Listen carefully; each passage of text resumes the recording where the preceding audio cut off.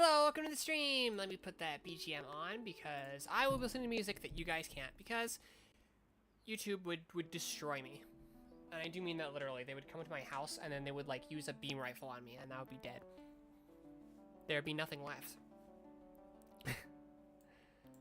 So that's why you guys can't listen to what I'm gonna be listening to. But in case anybody wants to know, I'm gonna be starting out with listening to Pink Floyd this time. Not that it matters, but you know, just if you want to know, that's what it is. Neo, hello, welcome to the stream. Jacob Mariscal, hello, welcome to the stream. Amelia, welcome to the stream. I had the volume way too high at first and it startled me. Okay, so as you can probably tell by the fact that we're looking at a bunch of mobile suits in a tier list, it's a mobile suit tier list. Also, I'd be surprised if, since all of you currently watching, except for, no, actually half of you are on YouTube. Since half of you are on YouTube, you guys would be, I don't know how you guys could possibly not know, considering you clicked on the video. Anyway, today's tier list is going to be Late UC. I need to turn on my fan, God.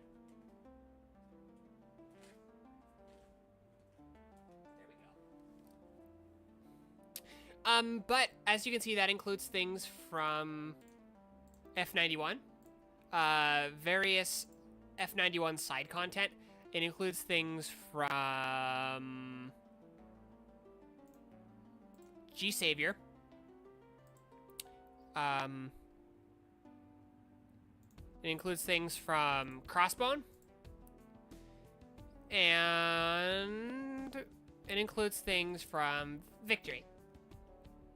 And, you know, various side stories content of all of them. I do definitely have some obscure ones in here. Some of them, just so you know, you seem nervous, I think, alright. No, how do I phrase it? I don't know how to phrase it, but yeah, I'm fine. I do appreciate the concern. I'm a little bit excited to be doing this again. It's been a while since I did a tier list. I've been mostly doing Hollow Knight and Sonic. But I really want to branch outside of video games. I tried doing that a while ago, but the issue is that video games, people are more likely to watch video game content because they can go, like I can go and watch someone play like Symphony of the Night, and I know that I like the video game, so I'm probably going to have a good time. But with other content that's not video games, it's a lot harder for me as a viewer to know that I'm going to have a good time. So but I enjoy doing not just video game content, and I want to have that like variety. So I do really like doing things like this. But we're gonna start out with the Denenge,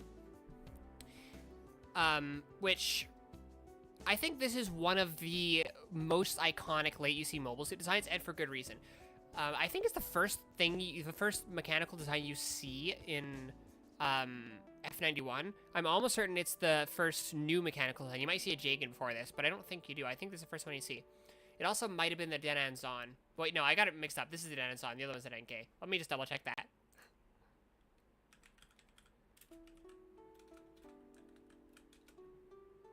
Okay, this one's the Denan Zon. I got them mixed up. Some of the Crossbone ones, I might have to like look at what the name is real quick, because I don't have all of their names completely memorized. But actually, before well, no, we'll do this one first, and then I'll get into that. But as far as one of the first things comes that like is immediately noticeable to me is the head, and I think that this it's obviously based on like Nazi aesthetic from World War II. A lot more than like the Zaku and such, and I think it does that a lot better than the Gyara Zulu, because one of the main things that's different between the Gyara Zulu and the Denan Zon is that the Denan Zon has more like more substance to the design other than just it looks like a Nazi. It's an appealing design aside from that, but it also has that, which is nice. Also, the big like eyes they're very cool, and they're very unique to the Crossbone Vanguard of this era. Well, really, the Crossbone Vanguard in general, but We'll get to that a bit later. But also, it has this aesthetic with, like, a lot of details, but the details are... I was getting Zon and Denegay confused, because the gay in my sounds like the grunt one, and Zon sounds like Commander one. Yeah, exactly. It's like the shape thing with where you're supposed to name one of them Boba and one of them Kiki, and almost everybody named the same ones Boba and Kiki. But it's very well proportioned for one. But what really stands out to me about it is all the thrusters and the fact that they're all red with the way the details are spread out. It gives a very unique aesthetic, and that's shared by a lot of the F91 Crossbone Vanguard suits. And I think it's good to have a coherent aesthetic, at least for the most part, with your suits. And I think F91 in general does that really, really well. In general, compared to some things from, like, say, 00 or Seed, the proportions of the suits from late UC and really UC in general tend to have much larger bodies and heads, and generally tend to be a lot more chunky, and it's that again is done really well here. Like I said, it has really good proportions. This is one of my favorite grunt suits of all time. It makes a very strong impression when you first see it, and I'm gonna put that.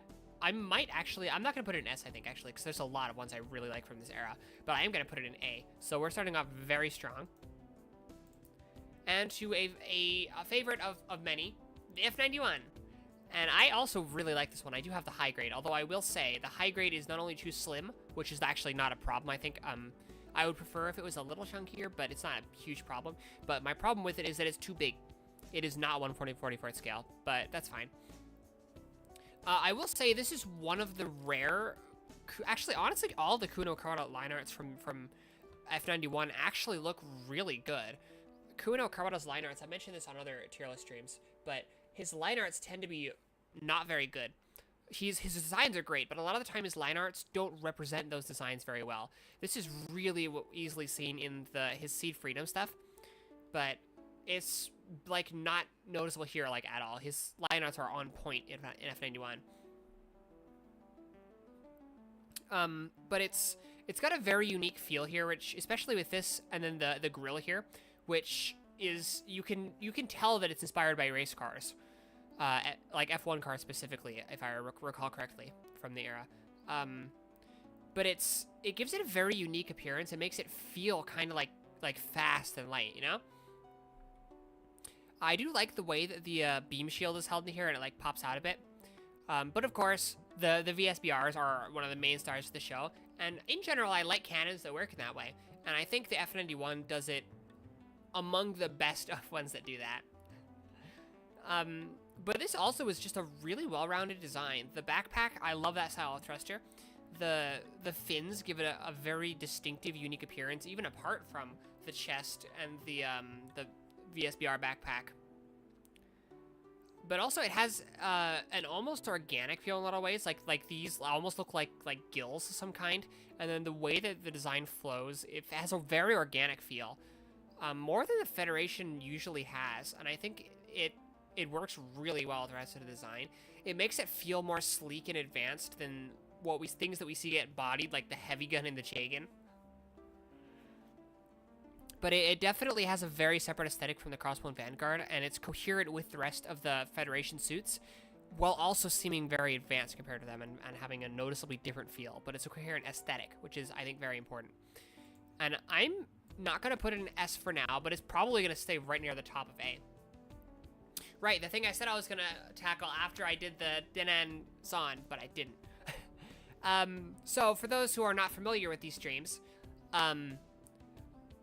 I'll occasionally get a lot of people, like, complaining about what I put here, and they'll get very heated about it. So, for one, it doesn't matter that much. Calm down. You're better than that.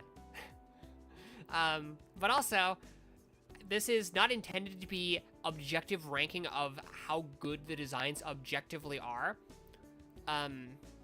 It's also not meant to be, like, how well designed they are, but it's also not meant to be, like, their in-universe power levels. That would be a little bit boring, I think. It's really just my opinion. Which is why you'll see things that are objectively good designs. Like, I'll tend to put, like, the Dom, for instance, fairly low. And it's not that it's a bad design, it's just that I don't typically like the chunkier, like the really, like, thick mecha. So, I just wanted to, again, get that out there, because I have to say that every stream, otherwise, people will get mad at me. But next is one that really satisfied me when I first saw it. I think I first saw it in SD Gundam G Generation Overworld, actually. But it's the Amakusa, which unfortunately does not have a model number, strangely enough. But this feels very in place with the mobile suits of the Jupiter Empire. This part, the chest actually feels rather Crossbone-like, interestingly enough. And not Crossbone is in the series, Crossbone is in the titular Gundam. But the shield with the retracting, the pinchers and the retracting, like, hyper hammer is very interesting. You don't see a lot of things like that in Gundam. But I'm a big fan of these style of thrusters on the sides of the legs. Like Tallgeese has similar ones. I believe the legs actually retract into the body like they do with the Batala, which we'll get into in a bit. But then we've got the like 2 eye holes with one Cyclopean eye, which is kind of the calling card of the Jupiter Empire. But this is another design that's very well balanced and flows really well, but it also feels fairly unique. Like these cables that go between there and there, they make sense, but they're not commonly seen, and they feel quite unique. It has a bug-like aesthetic, but it really doesn't go too far with it. It's rather restrained in a way that works really, really well. This is another one of my favorite designs. The really long V-fin definitely is very cool. And then also the way that the face is... The head's Gundam-like, but it looks almost distorted. Kind of like how I feel the white Gundam and red Gundam from G-Quacks are intentionally ugly in a way. It looks kind of like almost uncanny and like creepy if you're used to a normal Gundam head. And I do think that's probably intentional, especially with the fact that it's, you know, it's a Jupiter Empire mobile suit. It's the bad guys. But yeah, it's done quite well, I think. And we're really getting some very strong contenders to start. The last true UC RX-78 used by Amuro. It's, yeah, with Amuro as his pilot. Amuro's last mobile suit, technically, except, I don't know if it, I think there might have been something other that had Amuro pilot in the exact same way. So, where will we put this? I think A, but above F91. Okay, the Batala. So this one, the legs do for sure retract into the body, into like thighs, which gives it a very interesting proportions here, with where the thighs are like longer, but it's done better than things like anything from Apex Legends or the Gundam Aerial, in my opinion. It partly because of the overall aesthetics of the suit support that. I really like the cables looking like ribs. I love skeletal aesthetics in Mecha, and the cables being used there is one of, I think, the best ways of having done that I have ever seen. I think it even outdoes, in terms of doing a good job looking like a skeleton in a very cool way.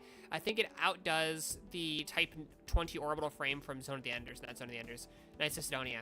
They're in similar places in my brain. But it's, the way its head is also a type of aesthetic with skeletons that I like really well.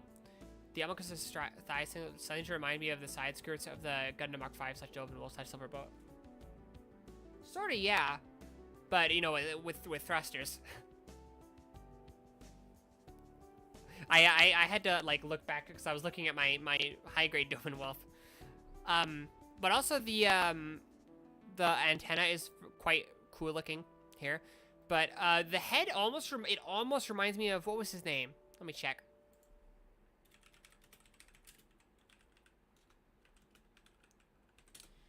I can't remember his name. SM33. Let me get a picture of him on screen.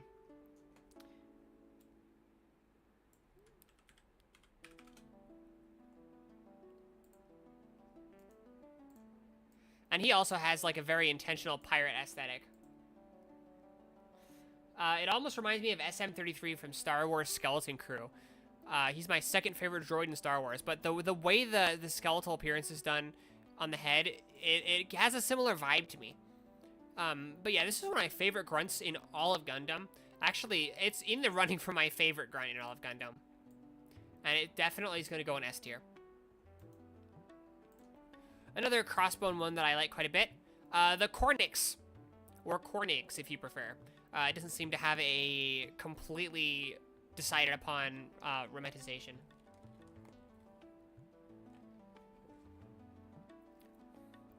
I went to the gas station before going here, and apparently they have a new larger cup, and it's comically huge. So you'll see me like go like that while I'm drinking I take drinks of the soda, because I have to move my head up to like actually use the straw while it's on my desk. But those who know a bit about my mechanical design preferences probably already know that I'm going to rate this one quite highly. The way its design flows is, and you'll hear me talk about the design flowing a lot in this tier list if you're new here. If you're not new here, you already know that. But the way the design flows is really nice. It's almost as well done in terms of flow as some of the Zone of the Enders designs. And I did actually mean to say Zone of the Enders that time. But it's got the much longer forearms than biceps that I like in mobile suits, and especially gives it a more lanky appearance in a way that's cool to me. The way the head like comes to a point like that is something we really don't see very often. Heads are usually more human than that. But it looks very cool, and of course, it's got my favorite thing, the red fingertips. I love red fingertips in Mecha. I don't think it does that as well as the Hazel, which already doesn't do it as well as the guard frames from Knights of Sidonia. But still. And then the way that the whole body, on top of flowing into the legs, it also comes down with a point here. It flows with the legs and also separately from the legs. And then same with the arms. The like DC two-face coloration is something you just have to deal with its design. It works with the story, but also the rather large gun I think works really well with the design. And this one is gonna go in S. We're having some very high performing, like not high performing in universe, but like highly rated by me suits up here already. And the Denenge. Yeah, because we talked about how it's... Okay, I was making sure I wasn't misremembering again. I really like these style of fins. I think this actually is even cooler than Exia's fins on the head. They might... I don't know if they would... Maybe they would still suit Exia if they had like a GN condenser like right around here. But either way, that's one of my favorite mechanical design things. You can see they have that standard Okawara stance where they're like aggressively locking their legs. So just in case you couldn't tell, this was made by Kui no Okada. It is. Yeah, it's got the Kui no Okada stance, just to make sure you know. But it does have a higher performance vibe. The like ear antennae definitely help with that. My favorite F91 mass production MS. I think that's we'll see if that's my opinion as well. But it retains the same aesthetic that I mentioned that is pretty coherent from the Nenzon. But it definitely has a higher performance aesthetic, and it looks very cool. And the little bit of what's it called? Asymmetry is very cool as well. Sprockets, hello, welcome to the stream. Glad you can make it. But we are going to put that above the Denenzon. I really want its recent 1/100 scale kit. Okay, this was the... I don't remember if this is the Dione, I think, not the Angel Dione.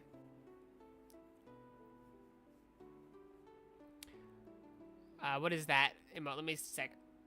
Dancing, okay. I couldn't tell because it's small from my view. But yeah, the Dione is very unique looking. its design makes a lot more sense when you know that it was designed primarily for ceremonial purposes. With its high performance basically just being an afterthought.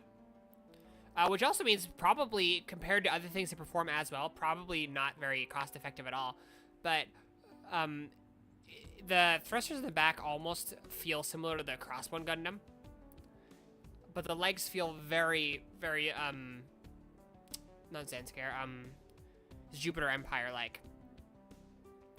It is a little bit hard to take it seriously with its human face, but I can see how that could make sense for a design that's meant for ceremony. So I don't really have that good to say about it. I do like the leg design, especially this like spike there, and the way the arms are shaped is I like that quite a bit. But I don't have that much great to say about it. I'm not terribly into that type of mechanical design, but we'll put it in C tier for now. Maybe it'll go up into B, maybe it'll go stay in C, but I doubt it'll go into D. Let me double check on how to pronounce this.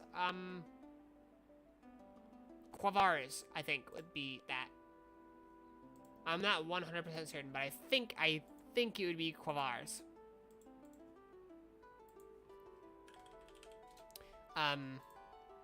But anyway, this is one of the ones that...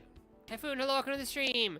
This is one of the ones that really stood out to me when I was quite a bit younger reading Crossbone. The whips are very cool, of course, but it looks very agile. It looks rather beast-like. It doesn't look very humanoid, and that's something that Crossbone likes to do a lot because they're allowed to. The producers don't force them to make them all humanoid. But it has, again, that Jupiter Empire-style legs that I really like. This one is partly meant for ground combat, so I doubt that they're probably, well, they might still retract in when in space, but they're definitely, they have a wider surface area at the bottom with this almost claw-like appearance here. And yeah, generally they look a bit more sturdy, but it overall does have a more beast-like appearance. But it makes a very strong appearance on the viewer, or reader, I guess. And I do especially like it when it's with this colored lineup that's actually red instead of the orange one.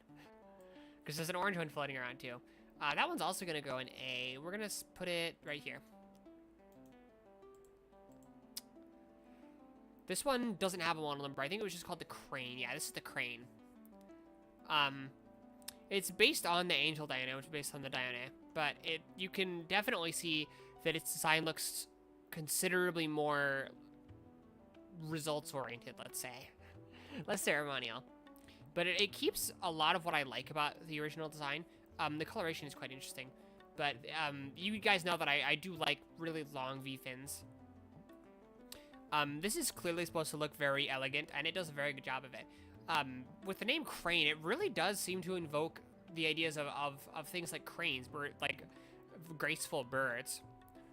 And that's really done a lot with its skirt-like silhouette, where it really looks like it's wearing a skirt. But that's also functional, given that these are thrusters. Status for disappearing every now and then as I'm checking the status on a package I'm just gonna do. Ah, nice. Yeah, definitely understand about that. I've been checking a package, or a status of a package that I'm not supposed to get today, which is still not even in my state.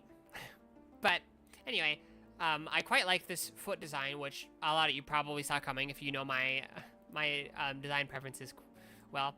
But it's definitely going to go higher than that. We're going to put it right there. This one, I remember it was a Thokus mobile suit, but I don't remember what it was called. Let me check. I think it was, model number was EMS-TC-MO1,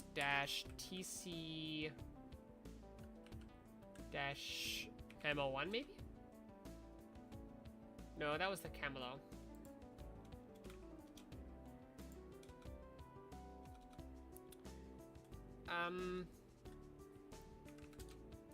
I'm not gonna find it like this, am I? Might have to actually just check. Wait, no. Was it 04? I think it was, yeah. There we go. Disfis. There we go. I got it. So this reminds me a lot of the Engage Zero, the previous one. Actually, yeah, I do think it's, I I don't think there's an universe or out of universe connection. I think it's pretty much just coincidence, but it does actually look quite a bit like it, yeah. But back to the Disvis. With its like beam claws and its hatch, it looks very strange. With this like mouth looking part there, it almost looks more like a gunman from Gurren Lagann, or like somewhere between a gunman from Gurren Lagann and a mobile suit. The hat is particularly interesting to look at. But it has the same Jupiter Empire style legs that I like quite a bit, with the big thighs and the thin lower legs. The black arms and white body is an interesting choice, although I'm not sure if it would actually be white if it had colored line art. I don't think it was ever shown in color in the manga, so I have actually no idea what colors it would be. It looks like an Eva in a trench coat. Actually, you're right. An Eva in a trench coat and a fedora. But it does look quite cool, and again, with its high performance, it makes a very big impression on the reader. Especially with the idea that it's a focus type mobile suit where it's supposed to be able to be 1,000 enemies at once. But it has an interesting appearance, but it does looking kind of more humanoid, I think, better than the earlier designed Dione, since this is from Crossbone Gundam Ghost, I believe.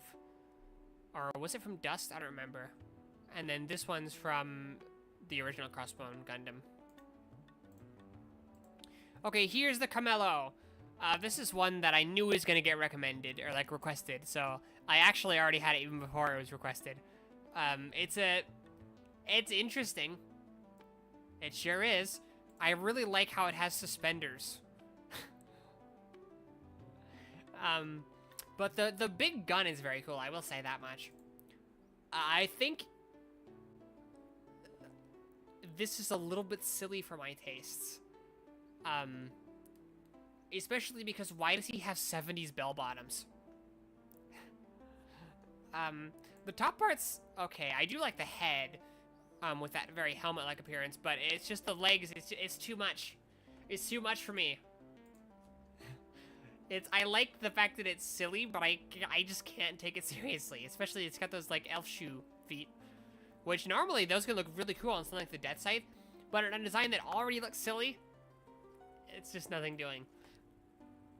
But yeah, there's definitely things I do like about this design, but see, if it had like, if its legs ended at like here instead of all the way down here, you can't actually see my mouse. Why can't you see my mouse? There you go. Yeah, if the legs ended like here instead of all the way down here, I think it'd look a lot better. I just lost like 3 viewers when I badmouthed the Camello. Same gun as the Crossbow X2. The legs are for it being in deep water while still active. The sniper legs have fans in it. They do. It does. Yeah, and it does. It sort of makes sense, but it also seems a little bit strange that there would be a mobile suit so heavily dedicated to standing in deep water. Which is, again, that's another reason I can't take that whole concept seriously. That's just, it's silly. And a lot of Crossbone stuff is silly. And I really enjoy that Crossbone is able to be silly. But it's just, the design just doesn't do it for me. So we're gonna put it there.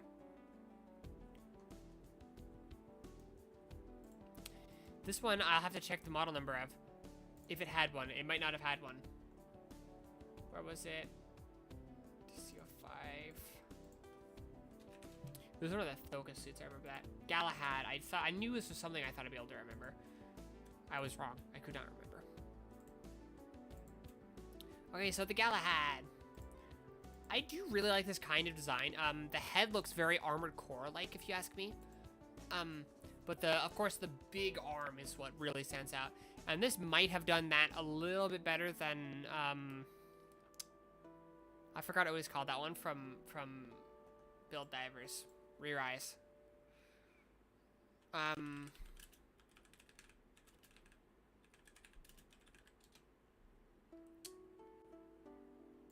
me check. It's Zeltsam. That was it. Yeah, I think this might have done this whole thing better than the Zeltsam. I do think the feet are... I'm not a big fan. I do like this weapon that it has, though.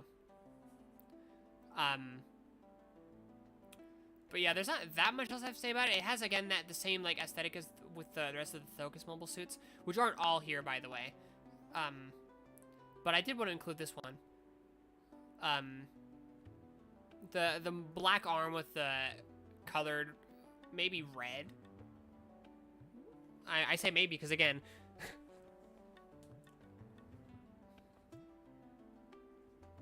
Big O with a scried arm.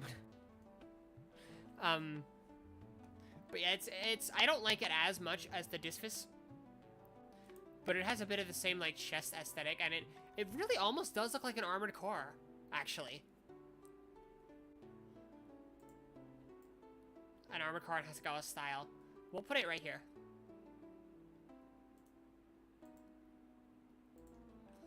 Okay, the Anchorer. I actually haven't read this far. If I'm not wrong, there is one art of all these units in color. Let me check that then, because I have not seen it.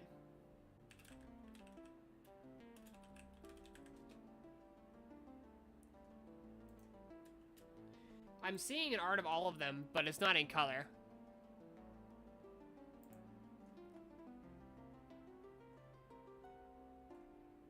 Huh.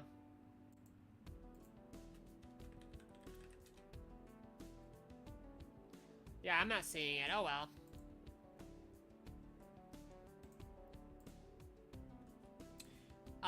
Anyway. We get back to the... There we go, the Twitch tab. This shield looks very crab-like. Very crab-like. But the modified, like... I went with the cross... with the Anchor V1, simply because it had a nice high-quality color liner, and the V2, 3, and 4 did not. The joint style here with this, like, mesh is interesting. Ogdemon, hello, welcome to the stream! The joint coverings there, the mesh joint coverings is there, and it's interesting that the fingers, except for the index finger, have it. Well, the index finger has armor. That's interesting to me.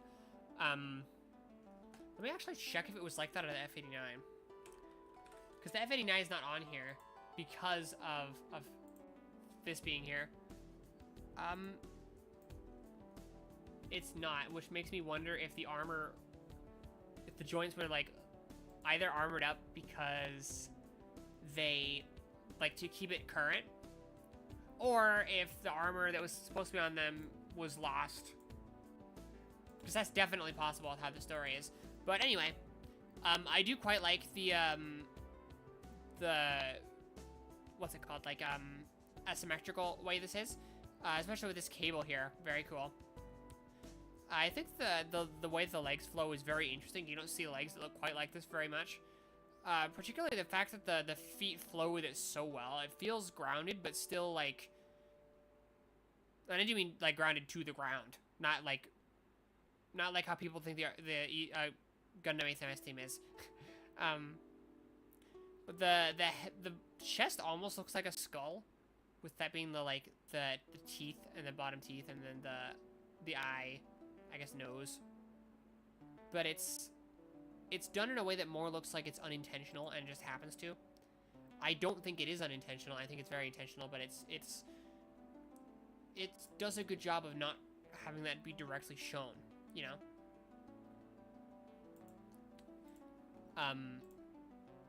It doesn't go too, it's not too much, you know, because it's easy to think, oh, it just happens to look like a skull. But also the head is very unique with this thing.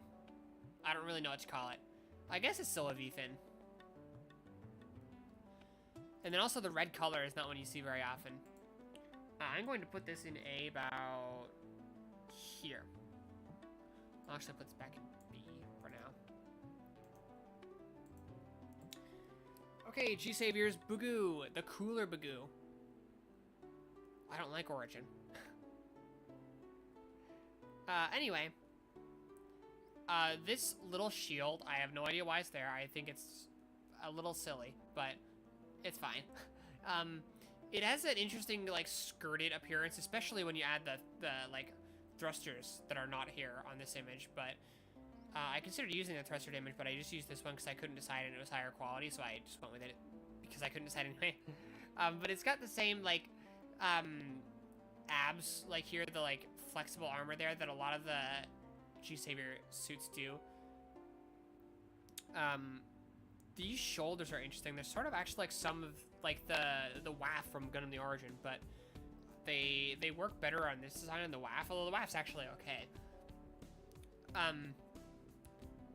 But probably we don't mind if I bring this up again, but I quickly the gal head is actually a light green and its huge arm is brown across Gundam Ghost. Oh, nice. That kind of works for it.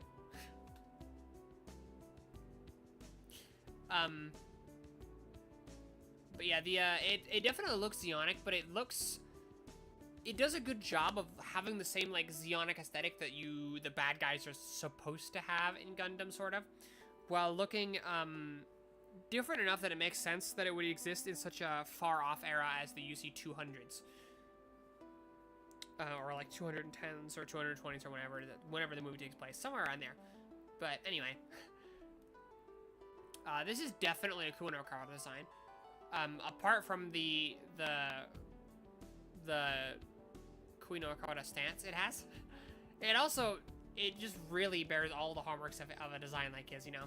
But it is a very good design. This CG model in the movie doesn't quite do it justice, in my opinion. The line art actually does, in this case. I don't have that much else to say about it, but we'll put it in B tier. This one is another one I told myself I wasn't going to forget. I was like, oh, that's easy enough to remember.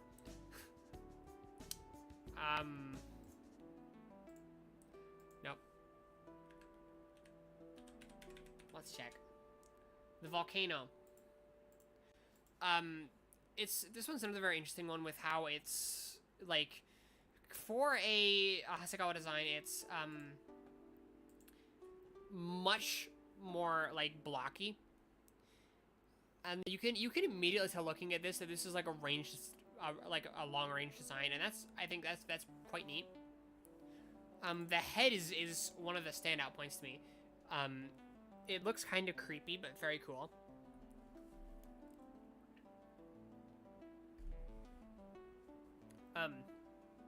But this is another one that I am quite fond of. It does everything that it's supposed to do quite well. The gun almost looks Zaku-like there. But, yeah, these kind of units that are so purpose-built for something like Orange are pretty neat, but I don't have that much more to say about it. Okay, the Raven from the G-Savior PS2 game. This is another very interesting design with how it's, like... It's got a very, like...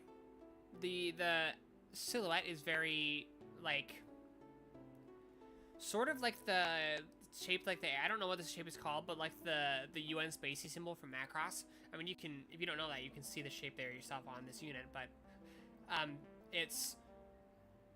it gives it a, like, fast but also graceful feel, which is sort of negated a little bit by its aggressive red and black color scheme. But it definitely has that G-Savior aesthetic with how it's, like, it's very bulky with the very large skirt specifically. But this one, I can see how this one could look very intimidating as, like, a video game enemy. And I think that it does that very well, and I'm sure that's what it's supposed to do. I can't imagine this isn't an enemy. I haven't actually played the G-Savior PS2 game. Maybe I'll play it on stream at some point. But...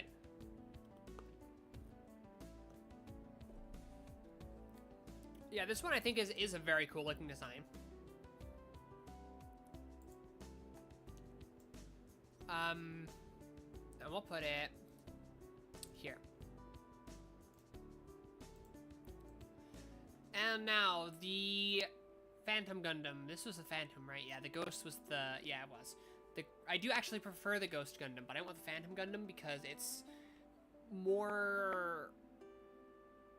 how do I phrase it? Like, for the same reason that I went with the Victory, because it's the main unit that everyone knows, instead of the V-Hexa, even though I like that one more. It felt right to go with this one. But its face is fairly unique. It doesn't have as much of a pirate aesthetic. In general, it doesn't. As the actual Crossbone Gundams. But it definitely still is there, just not to the same extent. It's very cool how it does look like a flaming pirate ghost. But it's in a way that makes sense. You know? It's more iconic, yeah. But there are a lot of things, even without it being the red and silver of that and the X-Zero, the Crossbone Gundam X-Zero, which is my favorite Crossbone Gundam. Although the X11 is close. No, not X11, the X12.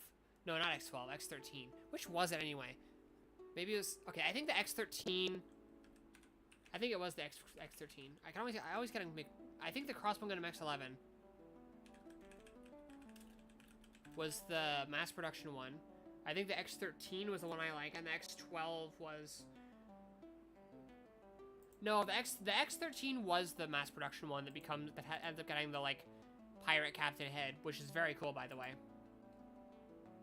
The X13 Hathcloth. Okay, so then I guess X12, I think, was the... Yeah, X12 was the weird one. I don't know how else to explain it. I don't mean that in a bad way, but we'll get to that later.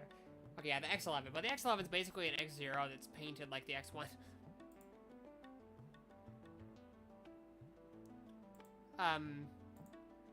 But yeah, I do have the X1 here, but the X-Zero is my favorite. But honestly, I actually am recently really liking the X13 Half-Cloth. The fact that it has a giant robot parrot is kind of stupid, but it's very, very cool, so we can permit it. Anyway, the way all of these vents are done is very cool. They definitely stand out with the red. Again, I think it looks better on the anti-beam coating silver surface, but it is what it is. But I really like these like arm plates and the like almost cross shape, but not quite. And then again, everything flows with itself quite well, and it feels cohesive with the other designs that are in universe related to it. We are going to actually put this in S, but at the bottom of S.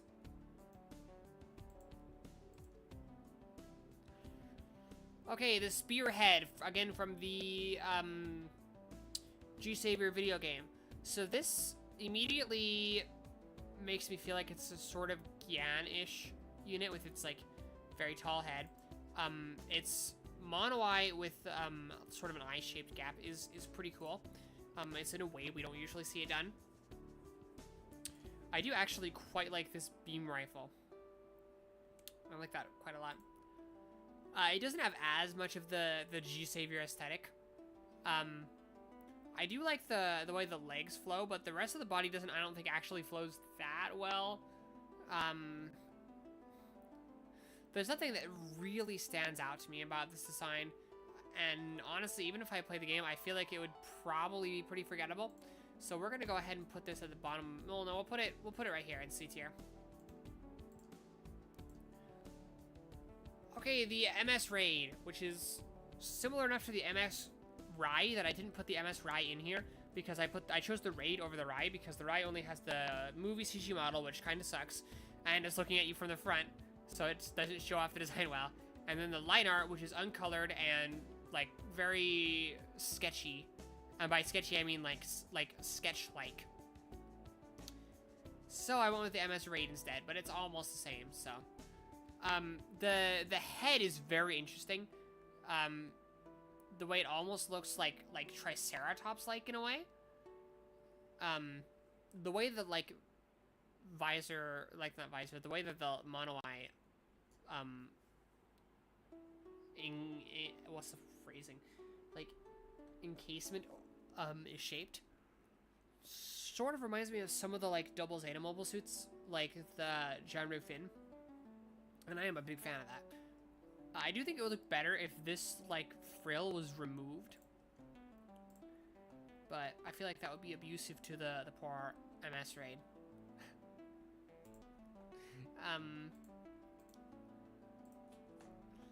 The overall, like, silhouette with these big shoulder, like, spikes and the big missile pylons on the back is very intimidating, especially since it's already a pretty big and wide mobile suit anyway. But this does do a better job of having that, like, almost over-detailed, but not quite, G-Savior aesthetic. The cannon here in the chest is also quite cool. We are, I think, going to put this... It kind of looks like a Gitskis. Gitskis? Let me check that one. I don't remember which one that is.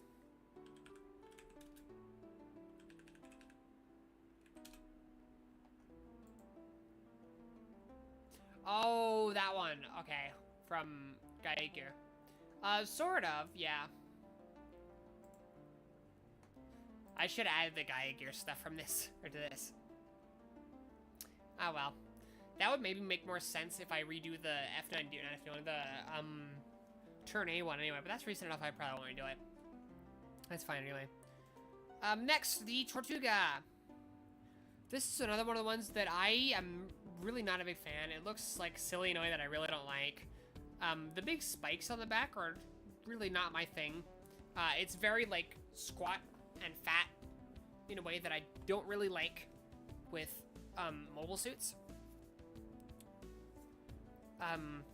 The hammer arms are also not something I'm a huge fan of. The way that the like curved surfaces and the blocky areas interact is not, I don't really like the way they interact. So unfortunately, I'm not a big fan of the Tortuga. And that does expand to the Bala Tortuga, which is not on this list.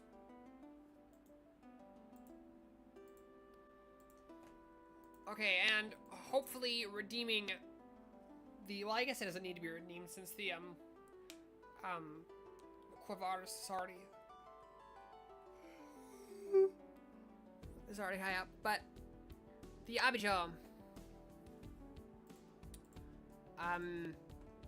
The Abijo is a design I'm much more fond of. I really like the way the head is done. It looks quite creepy and very bug-like. Overall, it has a very, like, small, lithe appearance, which is good because that's what it's supposed to be. This like part of the arm here is almost reminiscent of like a bug stinger. In general, this one's very cool. The backpack, I'm not a huge fan of the way it just goes like that, but eh. It also, again, it has this like, it has the Jupiter Empire legs. This like thing here is also very cool. The like hose from the head to the chest. The chest almost looks like the chest of the Orgus from Super Dimensional Century Orgus. But we're going to put that in A. Okay, the Crossbone Gundam X12. This is the best image I could find of it, unfortunately. The cape is one of the first things that stands out. Because there's a lot that immediately stands out. It definitely retains the overall shape of the Crossbone Gundams, but the legs are very Jupiter Empire-like, as are the arms, honestly. And that's unique, yes. I like the backpack with the excuse of, oh, it's to make them flexible for higher mobility, because that's a believable excuse. The head, again, it looks like a pirate hat, like a pirate captain's hat with a feather in it. And then it has the Jupiter Empire eye, but green this time. And then the pink is very interesting as well. It's a very unique color choice. You don't usually see pink Gundams. Very uncommon. But I am very, very fond of this one still. I didn't like it that much at first, but it's definitely grown on me.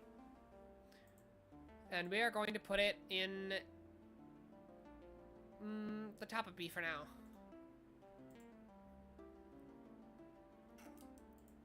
Okay, the F-80 gun raid. This I found out about recently, but I think it was shortly after it was made in the manga, because the manga is fairly new. First of all, love the color scheme. Basically, it's my colors. So you just make the knees red. It's like perfectly my colors. Or honestly, you probably don't even need that, especially because this part here is red. F90 gyms, sort of, yeah. But the like fins here are very cool. I'm a big fan of the head. I almost feel like this would sort of fit into Gundam 00 almost as well as it does UC with how it is. If you add a GN drive on the back instead of this like thruster backpack.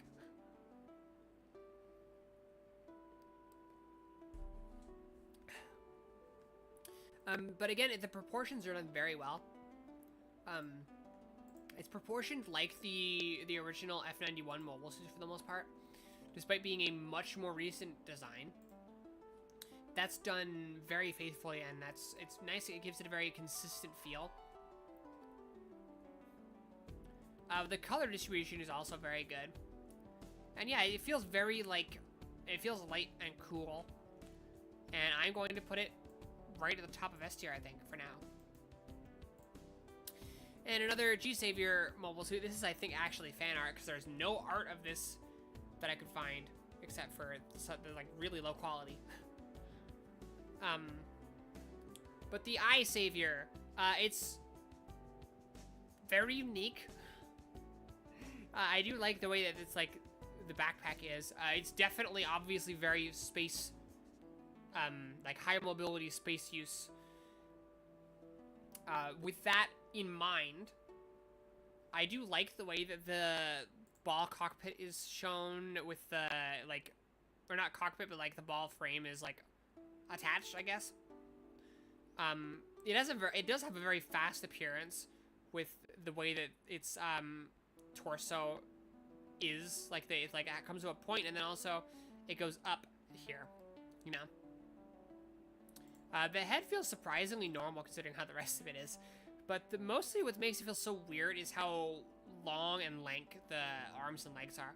Especially with this kind of feet. You don't usually see this kind of feet on a Gundam. Which I guess technically it's not ever called a Gundam. But you know what? Neither is the G-Savior. And that's definitely a Gundam. But the Eye Savior definitely is a Gundam.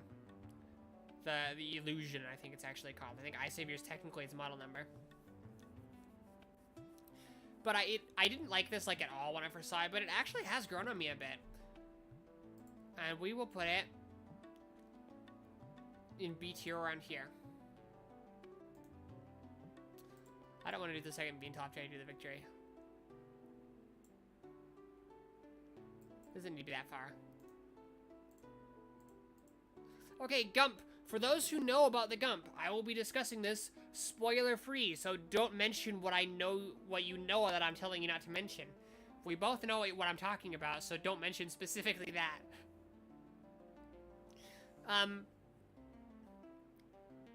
But it does a very good job of being, for one, it's, well, I don't know how I want to start this. There's two ways I could start it. I could lead in one with the other, but anyway,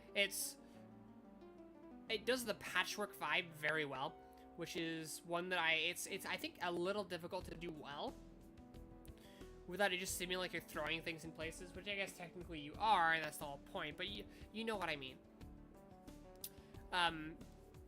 The big crusher arm is very cool. But also, especially with the peg leg, it's very obviously supposed to be the pirate trope of like a salty old sea dog.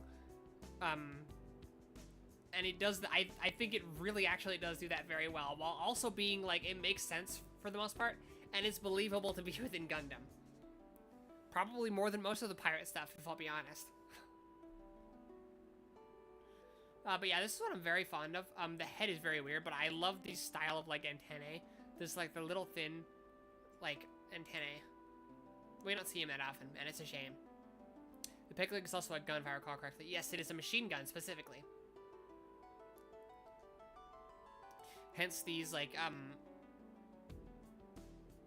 what are they called? Cables. That's the second time I've had to think about what that word is. But I definitely want to make this, in Gunpla form. I'm not sure where to start. The top half, I can start with the double Zeta, but I have no idea where these legs are from. At one point, I did have 2 of them. But I will put this in B right here. Okay, the F90, and I don't have that many F90s here. I only have 2. I only have the F90 and the Cluster Gundam, I think. Oh, wait, no, I have 3. I have the Mars Gundam, too.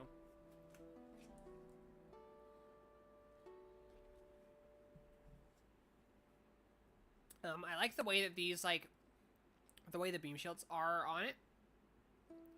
It has that late UC aesthetic, which unfortunately is shared by someone you're worst of as well. Because Kueno Kawada was, you know, it was around then he was designing them. Things like the 5th Gundam, or the original design for the, it was, its model number was RX-80. No, it wasn't. Yes, it was. No, it was wait, was it?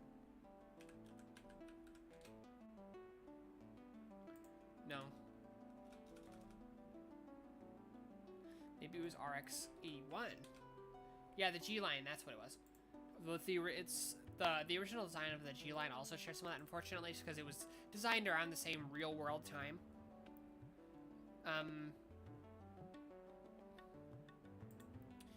But it was in late UC first. That's where the aesthetic belongs, sort of. But it's again a very balanced design. You can sort of see with the G-Raid being based on it, you can sort of see how it has some similar proportions and such.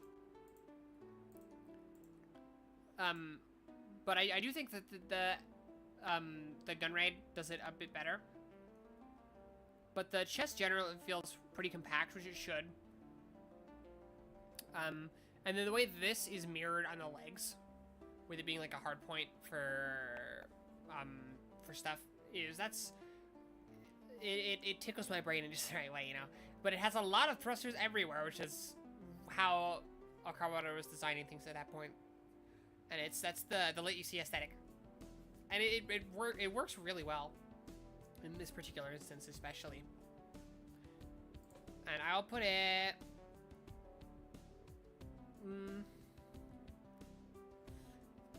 Is the F90 Marzion type of this, or its variant? The Mars Gundam is.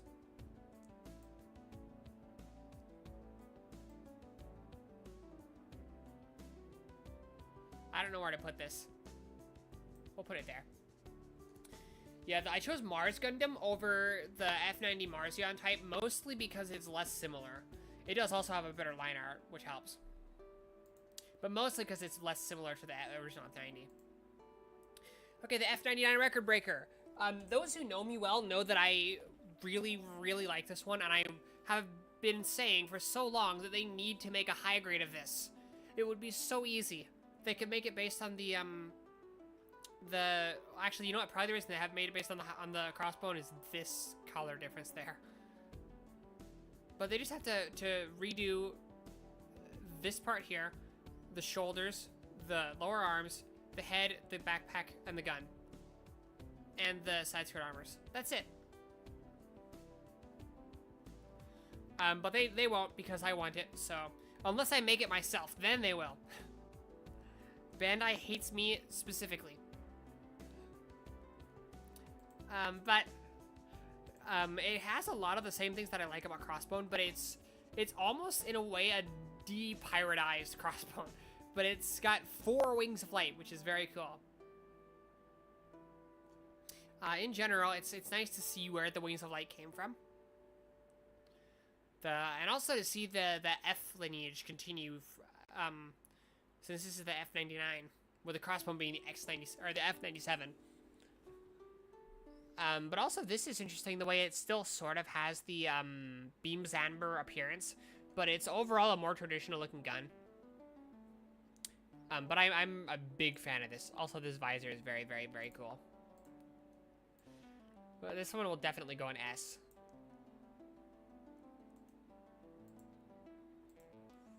Okay, the G cannon, right? Is that the G cannon? Yeah, it is. I was making sure I didn't get it mixed up with the heavy gun or something. But no, this is the G cannon. Obviously the first thing you're gonna notice is the cannons. I have on my desk here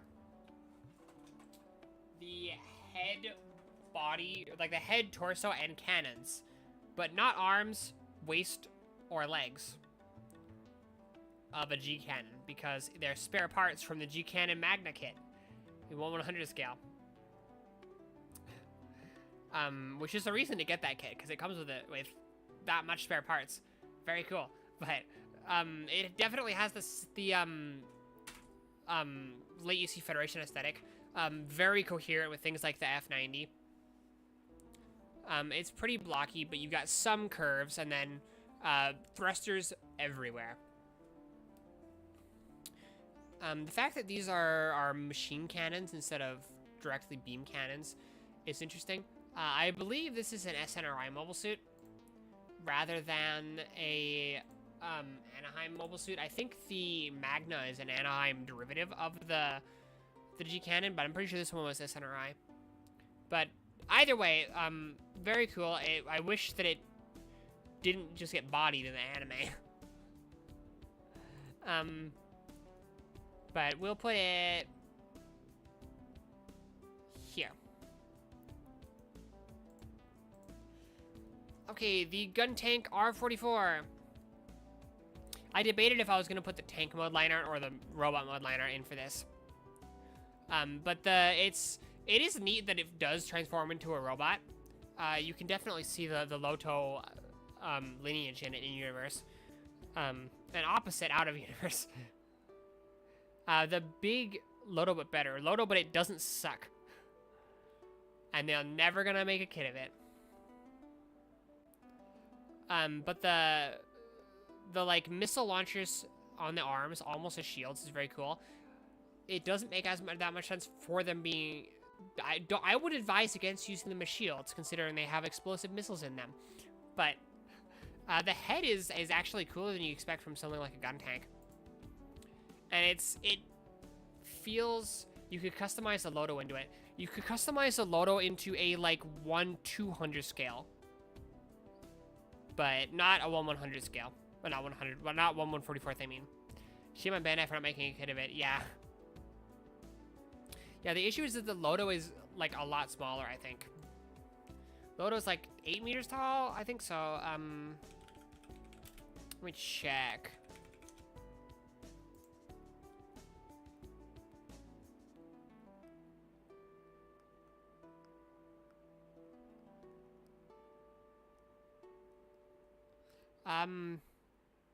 Oh, only 10.3 meters. So actually, you could probably just extend the, like, legs and such.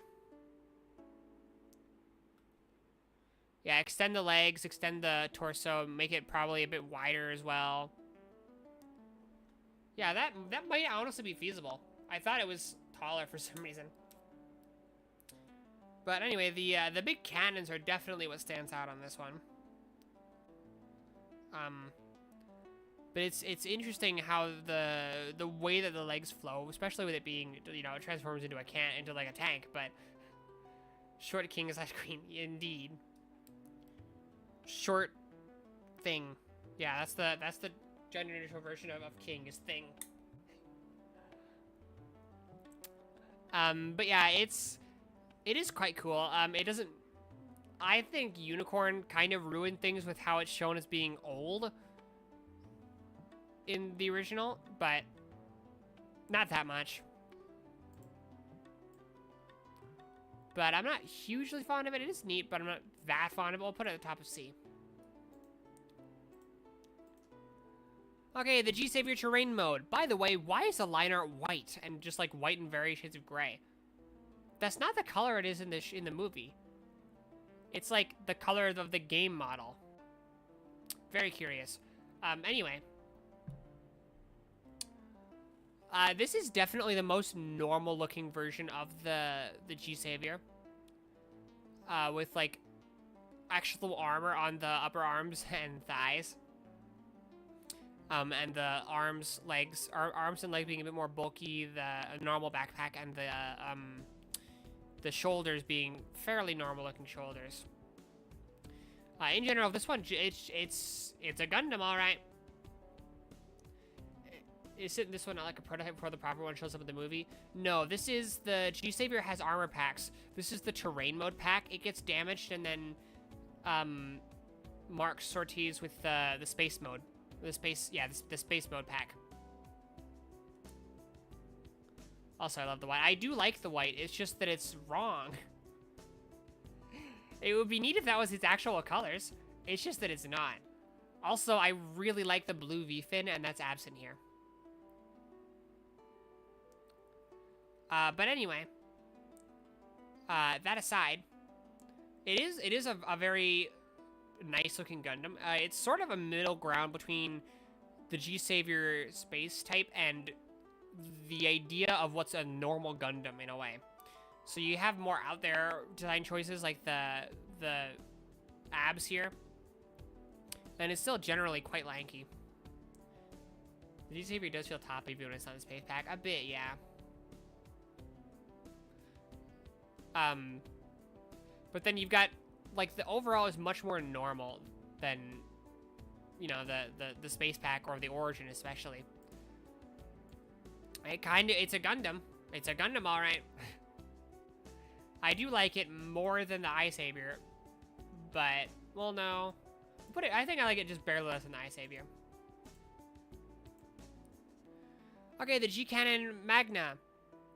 So the arms and legs are the same as, well, except for the shoulders, are the same as the G-Cannon. But the torso, head, and backpack are very much not. The head is an absolute upgrade in my opinion, as is the red color scheme. I am a big fan of the beam cannons, though the model kit intentionally makes sure that the original 4 cannon beam Gatling guns are still compatible with the torso, so you can make the G-Cannon Magna machine cannon loaded type, I think it was called. But yeah, the head's a huge upgrade in my opinion, as are the shoulders, and even the chest is honestly. In general, I do like this one more. But of course, the big standout is the backpack, which yeah, the backpack's better than the original. It looks cooler. But it's really just as similar as it is generally, if you really think about it, to the G-Cannon. It is definitely an upgrade, and we're gonna put it here. I think I'll put this down to C for now. And it's up to A. Well, no, because I know I'm going to be putting some of these in A soon. Come on, let me open the...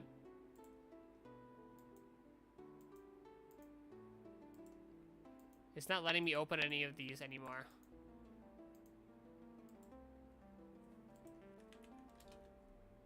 I have no idea why.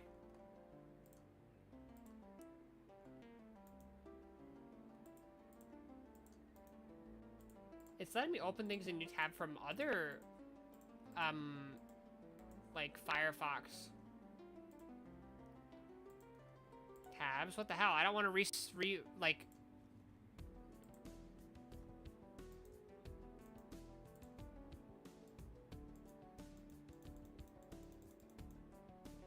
I don't want to refresh the tab because I'll have to redo all this. Oh, is it letting me now? Okay, it changed his mind. That was weird. Okay, the Gun Blaster, which I did not include the Gun EZ because the Gun Blaster is similar enough to the Gun EZ.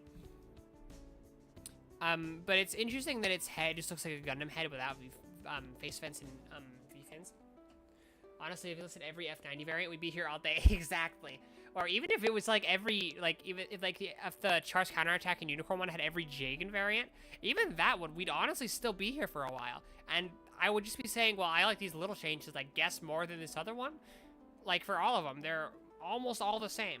And if that also goes for all the F90 ones for the most part. They're mostly the same, like, body. So I'm not going to. It looks so stubby in this line. It really does. I feel like liners kind of do some of the victory ones a disservice. But I do quite like the wings. It's interesting that the grunt unit is the one that has wings, whereas the hero of victory does not. That's usually, you'd think, usually to be the other way around, and I'm not complaining about that. But yeah, generally it looks similar to the victory, but like slightly like simplified. I'm a big fan of the way that these like arm like shields are done, and then the shape of the chest is very nice. Big fan of that. We're going to put that in A, but the very bottom.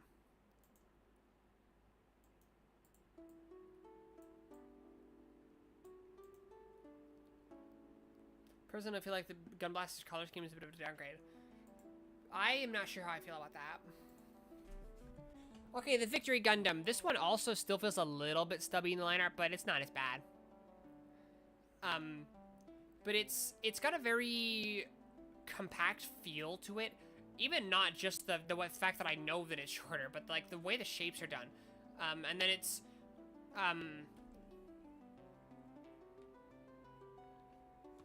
Kotoki, when Kotoki cooks, he cooks. I hate most of his downgrades. Or, wow, downgrades. I just called him downgrades on accident. I didn't mean to say that. I hate most of his redesigns, which are downgrades usually. But most of his original designs are really good. And this is no exception. This is one of my favorite Gundam designs ever. When I was making mine, I accidentally sharpened the V-fin too much and broke it. But I did super glue it back, and then it didn't look perfect. But what I did is I just put it on the Core Fighter and put the Core Fighter's V-fin on the actual Gundam's head. But anyway, the legs flow quite well. Even to the feet, with the way that these like covers are, they're much more they go with the flow much better than most covers like that in Gundams. The much lighter blue than we're used to seeing is very nice, and I like the fact that the canopy of the Core Fighter is like right here basically. It's very neat. The arms, I don't have that much to say about it, but it's the beam saber storage is very cool. I like the thrusters here. And then the backpack is one of my favorite backpacks in all of Gundam. Along with the thruster on the back of the leg, it's so good. This one's definitely gonna go in A. No. Yeah. Okay, the V2. The Wings of Light are obviously very cool, and it's nice the way the Wings of Light and the torso make a V here. I do actually like the blue here. And the shoulders are nice. And these flaps are good. I like the shape of the skirt here. The torso is where I would say mainly I don't like it as much as the Victory Gundam. But in general, I do actually like the Victory Gundam more than this one. I accidentally changed my mouse sensitivity.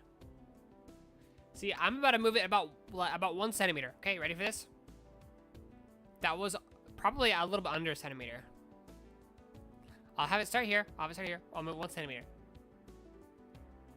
That was 1 centimeter. That's too much sensitivity. See, now if I move that same centimeter, see, that's way too little. That's like actually a centimeter on my screen.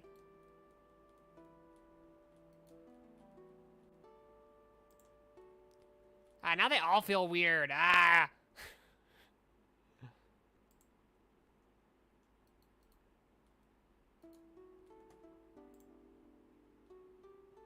Anyway, this one I think we're gonna put at the bottom of A. I mean S. I still like it a lot, but less than the Victory. I do think its like line art looks a bit better. It's a bit thinner, but they're supposed to have about like the same proportions pretty much. Okay, the Cluster Gundam, also known as F93Y. Not F93, but F90, and then 3 in Roman numerals. That's not confusing at all. Just like how the F90 Marzion type, or rather Mars Gundam, was recaptured and redesignated as the F95. Not F95. Also, it's spelled with a V, which is not F90V, as in the V pack for F90. It's F95 with the Roman numeral V. So it's spelled, the model number is spelled exactly the same. I love how these are not confusing at all. I caught F93rd. That's probably better, yeah. But I do quite like these shoulders. It's interesting how the appearance changes with this version that's not intended to use armor packs. It has similar arm shapes to the Gun Blaster and Gun EZ, which I already mentioned I really like. I do think with all of the white and red and yellow, I think that's a little bit much sometimes. It feels a little busy to my eyes. But that's fine. It's not that big a deal. It's not that bad. This is definitely a Kino Akawara lineup. But it does have some pretty nice, like, flow to it. It does have armor packs. The upcoming X-Type is compatible with... Oh, I thought it was not. Cool. But I do, overall, I like the... I really like the wings from the core fighter coming out the back. But I do like it more than the base F90.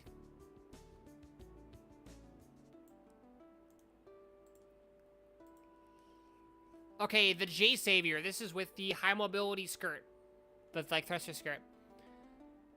This... Anybody who's heard me talk about this one knows exactly my feelings on it. Before we go on, I'm just going to quickly put it right where it belongs. The top of S. If it counts as a grunt, this is easily my favorite grunt, and the Batala or the Jinx do not come close. I love the way that the head is shaped. I really like these antennae. The visor shape is perfect. I love when mobiles have, or mecha designs in general, have pointy chests. In general, I really dig the, like, thruster skirts that a lot of G-Savior ones have. And then the legs flow in a way that I really like. The nice big shoulders round out the design perfectly, and then this large rifle it's just perfect. Everything about this design is absolutely perfect. Okay, the Zaku RF from the Oldsmobile Army. It definitely has a late UC aesthetic. What I was talking about with, like, all the various thrusters all over it. The beam, like, the beam Vulcans in the shield are very cool. I do think that the cables are probably extraneous, and I think that's evidence of it them needing it to look just like a Zaku 2, holding back the mobile suit. But I don't think that's a hot take. But it is pretty neat. So we'll put it at the very top of C. This was, I think, I remember its model number is XM08. Zondoge. I did remember it. I just thought it was wrong. Okay, the Zondoge. So again, we've got the eyes from the, like, Denan-ge, or rather the Denan-zon, rather.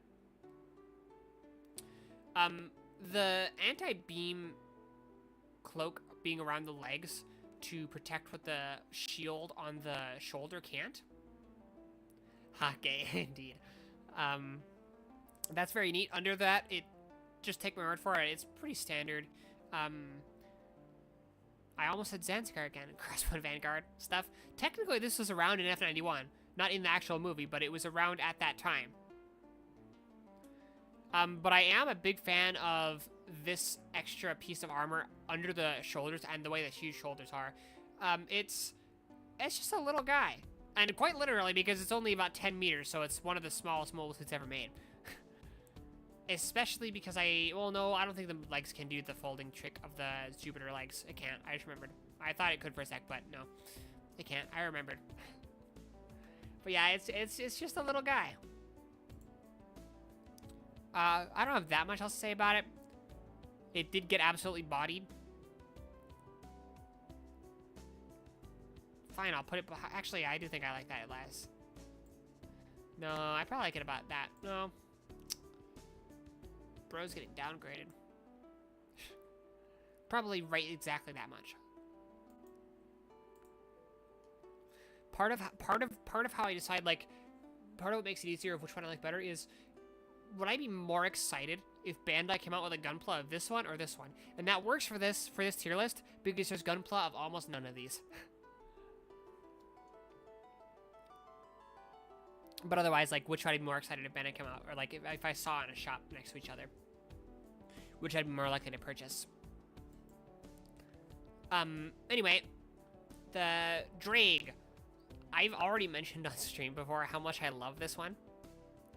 It almost, especially with the head design, it almost looks like it's Entrati power armor from Macross. It looks very atypical for something from Gundam. I've seen several people be like shocked this came from Gundam because it really doesn't look like it.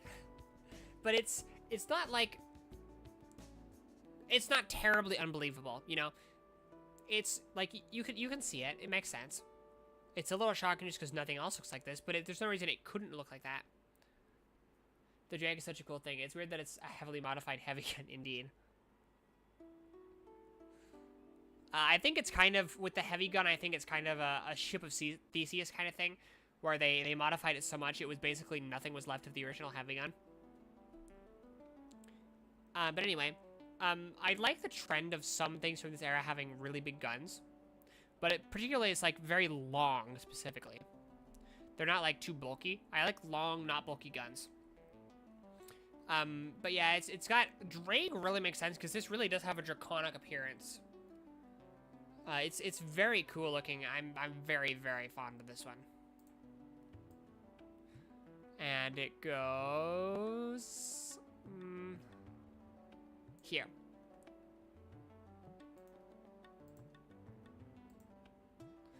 Okay, the second V. This I like enough that I actually got the high grade of it.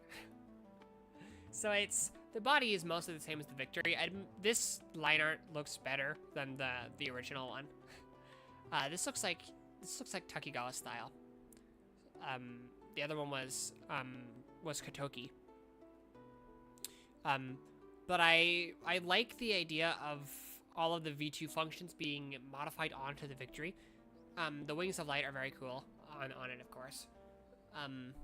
But also the cannon here and the shield. The idea that they're just on it. You know, it doesn't even need like alternate mission packs like the Assault and Buster.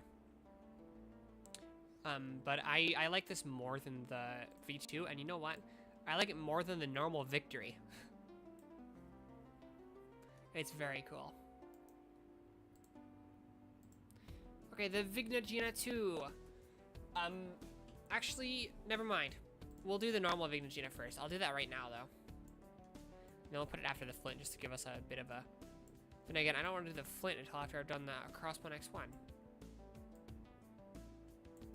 So we'll do the Crossbow X1 first. Okay, the Vignagina. It's interesting to see the bad guys use a visor like this, though it is not lost on me that the two that have a visor are the two that get captured and used by the protagonist faction. So, but still, it's still cool to see an enemy unit that has a visor.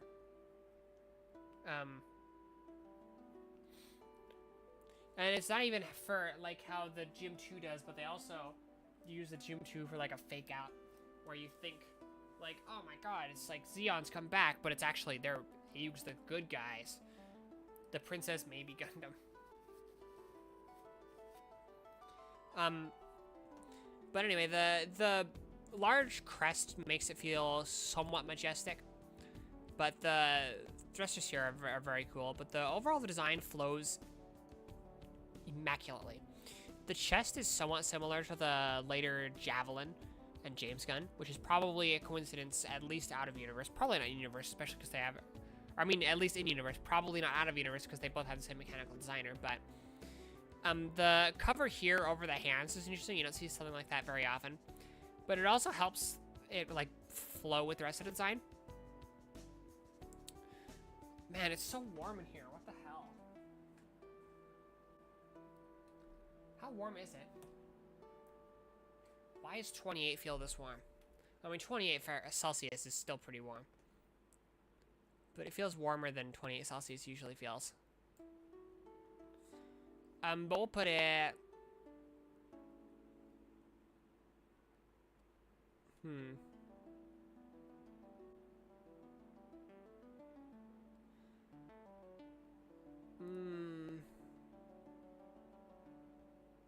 Here, maybe?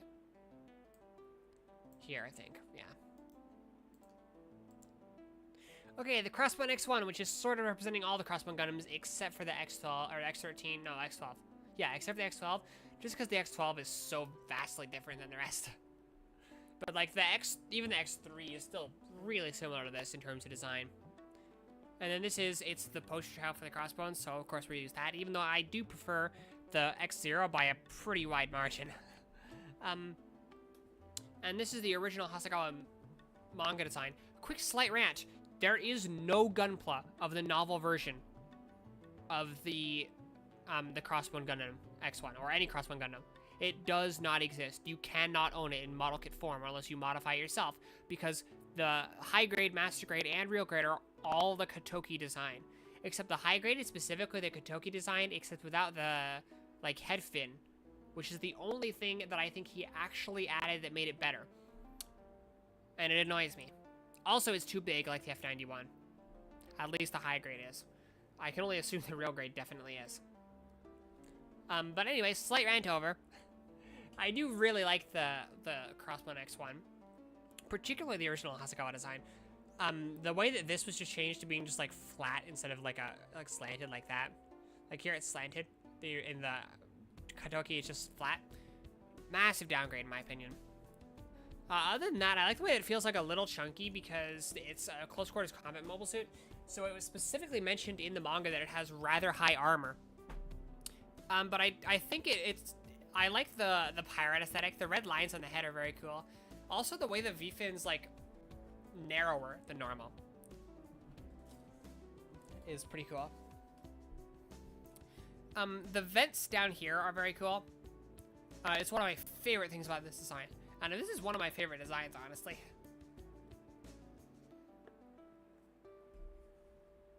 Hasegawa Lantern fucks so hard if it's a Gundam. Well, honestly, it kind of does in general. Like,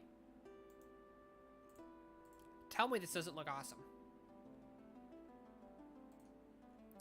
Anyway, of course, one of the big things that's like one of the standout things is the backpack. It's cross-shaped, which is quite cool.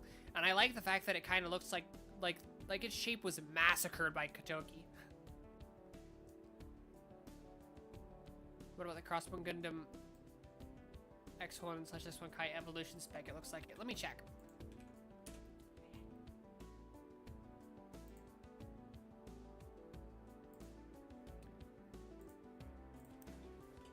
Okay, so that does seem to be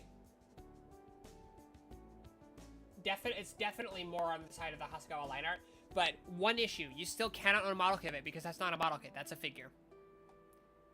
And it's expensive as fuck too. Gotta go, feeling tired, take care. Thanks for stopping by, Ugnamod. I hope you sleep well. The final tier list will of course be put in the Discord server if you want to look at it later. Ellie, hello, welcome to the stream! I'm glad you could make it. And I'm like, yes, we've done this much. But we still got a long ways to go.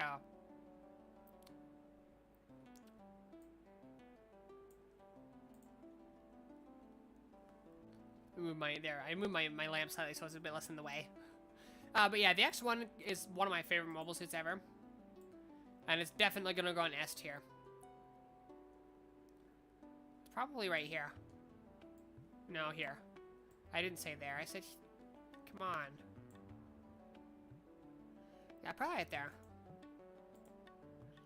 Okay, the Vignagina 2, which completely changes out the backpack for this one that's almost more like the gun blaster. I think the head is... I like most it, but I think the V-fin is I'm not terribly fond of it, and the crest here is a bit much. The shot lancer is cool, and then the fins are very cool. I do like the way that the F91 at home... Yeah, kinda. I do think the way that the legs are with these intakes and the way that they flow with the design is done really well. My roommate keeps calling the Vignagina the vagina china. And if it doesn't stop, I'm going to resort to physical violence. Oh, actually, by the way, on my TV right here, I actually have a Crossbone X1's... No, is that X1? No, I have a Crossbone X0 sticker. I forgot which one it was. Oh, of course not the X1. It has the Murasame blade. Anyway, I do like it less than... I like the red color a lot, but I overall like it less than the original Vignagina. Okay, let me show you how it's spelled.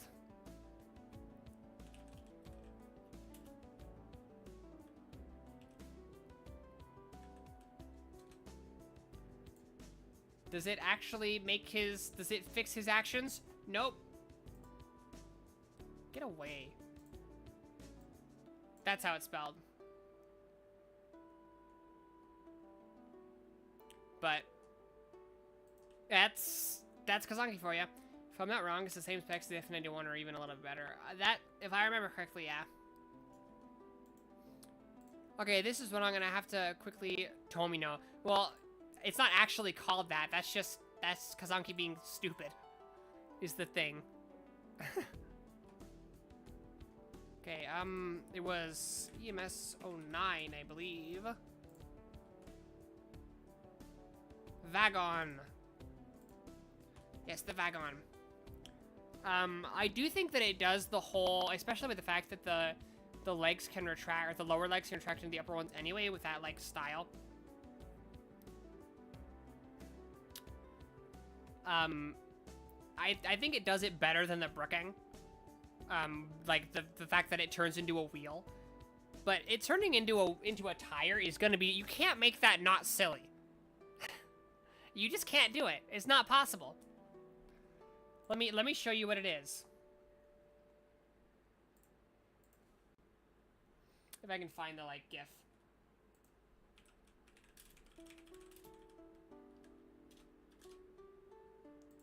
I even spelled tire with the...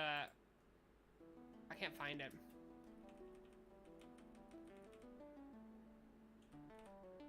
I accidentally spelled... It autocorrected to firefighting.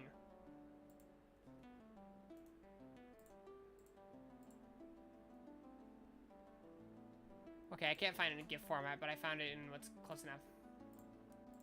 Oh, there we go. Stop it. It's this. That's what it is. And it's not possible to take it seriously. Because a mobile suit turning into a tire and then fighting, like, rolling around fighting, that's an inherently silly concept. But it's done in a way that works for Crossbone. You know, Crossbone's a little bit silly. That's just how it is. And I think the silliness serves Crossbone better than it suited Victory. They felt kind of out of place in the overall, somewhat more serious tone Victory. But in Crossbone, they feel right at home.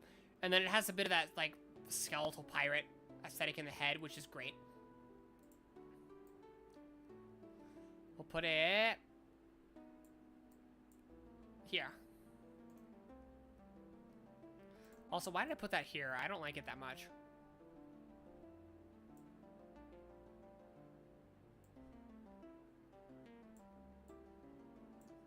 We'll just see back down and see. Spider-Man's greatest enemy, Big Wheel. Okay, one of the more odd ones, Tigress. Which turns into like a giant, like, weird animal head thing.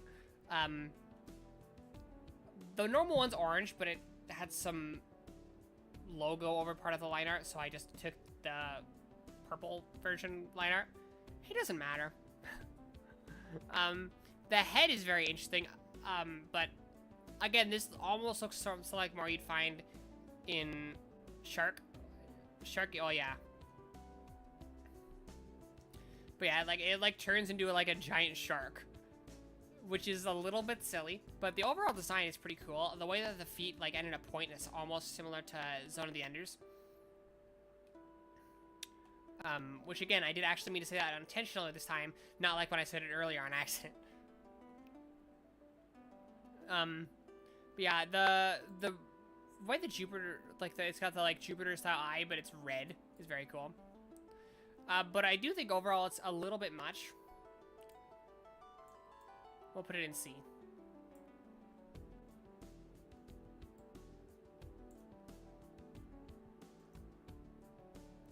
Oh, it's doing the thing where it doesn't know how to open images anymore.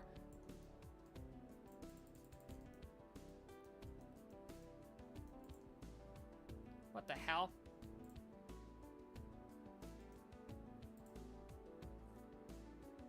That's a Hugo Monokuma in its design, don't need to be trained into a model kit, yeah. There we go. Okay, one of the most joked about, partly because of its unfortunate name, the Dictus. I think this is the Judius Sinstra Dictus, I think. Wait, I don't remember. I don't feel like figuring it out. I can figure it out because this is the thumb, but... The mobile suit that turns into a giant hand. Like Master Hand from Smash Brothers, if he was a mobile suit.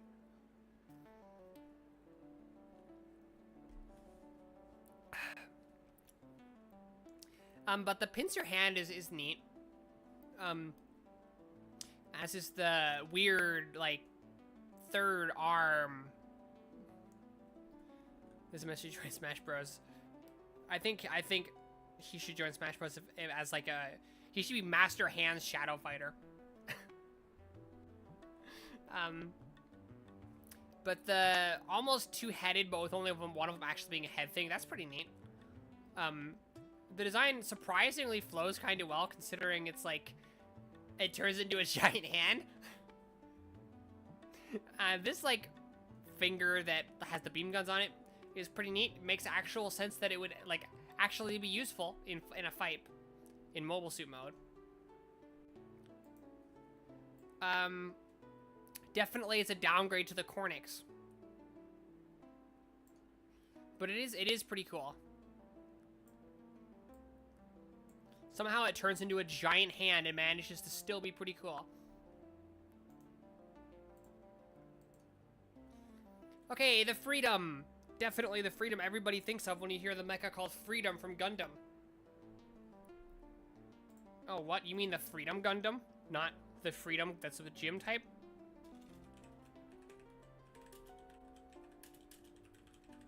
Where is it? Oh. You must mean this one. The Freedom Gundam, right? Totally.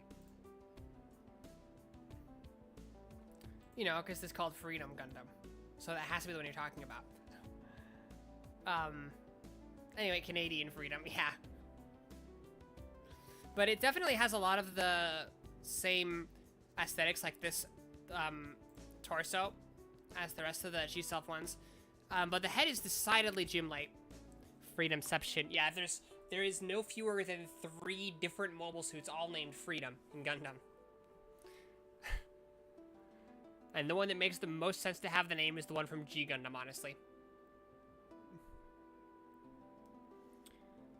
Anyway, it is definitely quite boxy.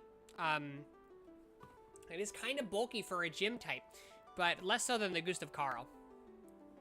I do think this design works pretty well. It definitely carries the sort of the G-Self aesthetic. It's much nicer in these colors than the weird beige poop green that it was in the actual movie. So I won't complain about it not being that color. this time. But it is quite blocky and chunky. It is pretty neat, though. Did I not? Wait, did I? I might have forgotten. Oh, no, I didn't. There was one I thought I forgot for a sec.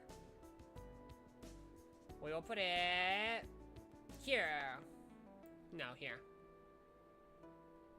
No, here. Yeah, here. Okay, let me check what this one was called, but it looks like a xenomorph.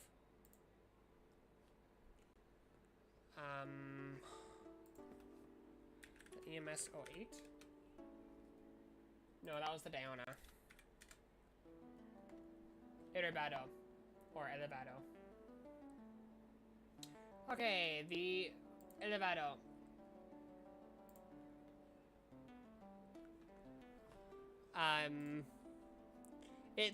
It looks, like I said, it like, kind of looks like a xenomorph, but it's got the same body as, like, the same main body as the Batara. So it's got some of the same skeletal aesthetic, which, like, the xenomorph and alien also has that, so, but it really does look like a xenomorph. But the claw and cannon here are very cool. The black color is nice and intimidating. I do like these spikes here, and then the backpack is also quite nice, but it's not as cool as the Batara, not even nearly. But it will get to go near the top of A.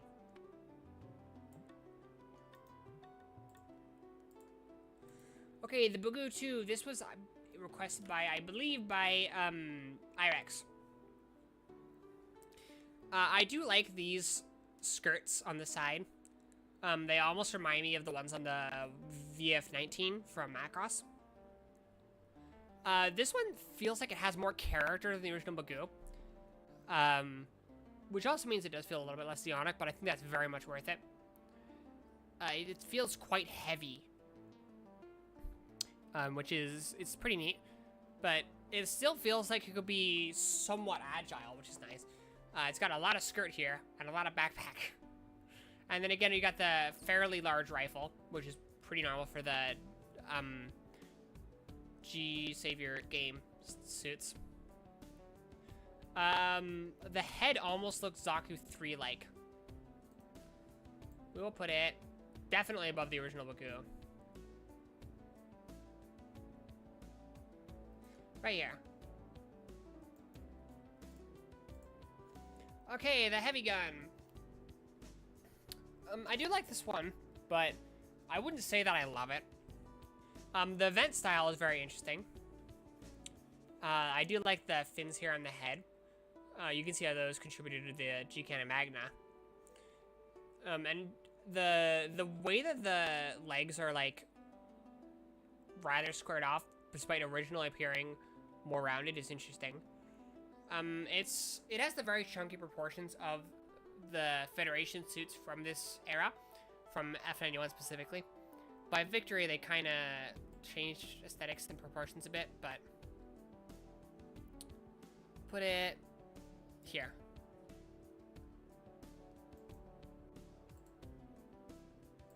Maybe I should put a few things in A. Okay, the Mars Gundam. It's so generic compared to literally any other lazy suit. Well, I feel like that's kind of, it kind of makes sense with what its role and such were. But anyway, I really like the like flap here, and that works really well with the shape of the knee. These like parts here are very similar to the Gundam X actually, and they work really well for this suit. The spike here is a little unnecessary, but the shoulder part here and the arm parts here give it a more unique feel, and the shoulder parts especially do actually make it look somewhat more Zeonic. Big fan of the color scheme, nice white and red, and the tall crest gives it definitely more character compared to the base. Love the design, hate the story behind it. I haven't actually read it directly. I know basically what happens, unfortunately, but I haven't directly read it. But it is a very cool design. I actually like it more than the base F90. In fact, I think it's my favorite F90. The spike is there to be more related to his brothers, the Zaku. Yeah, but those are its adopted brothers. It's not related to it. No, it just feels a little tacked on, you know?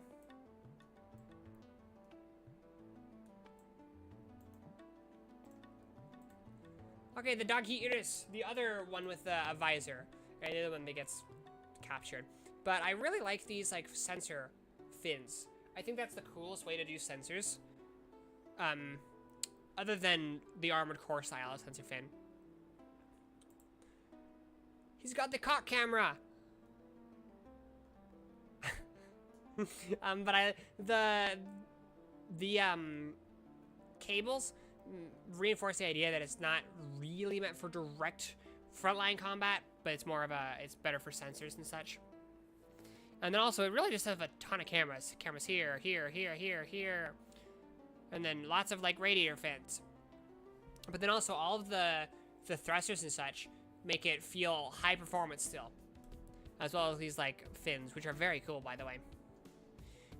These parts here, these almost, like almost cow hoof-shaped parts.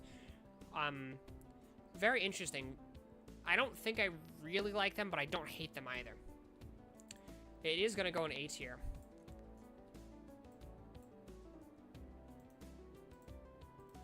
Okay, the Hardy Gun. This is the Hardy Gun 2 specifically. The head is one of my favorites in all of what you see. The cannon feels very Armored Core-like, and that's a compliment.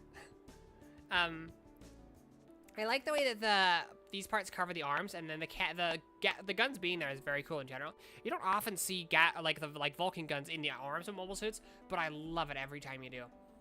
The only thing I'm not terribly fond of is the way that the shoulders are done. The fact that they like are smaller here than they are on this side. Not a huge fan of that, but it's not that big a deal. I do like the way the shape of the legs. It feels almost Macross-like. The fairly big feet are not my favorite, but it's fine. And then the blue and white color scheme is also very nice. It definitely goes in A.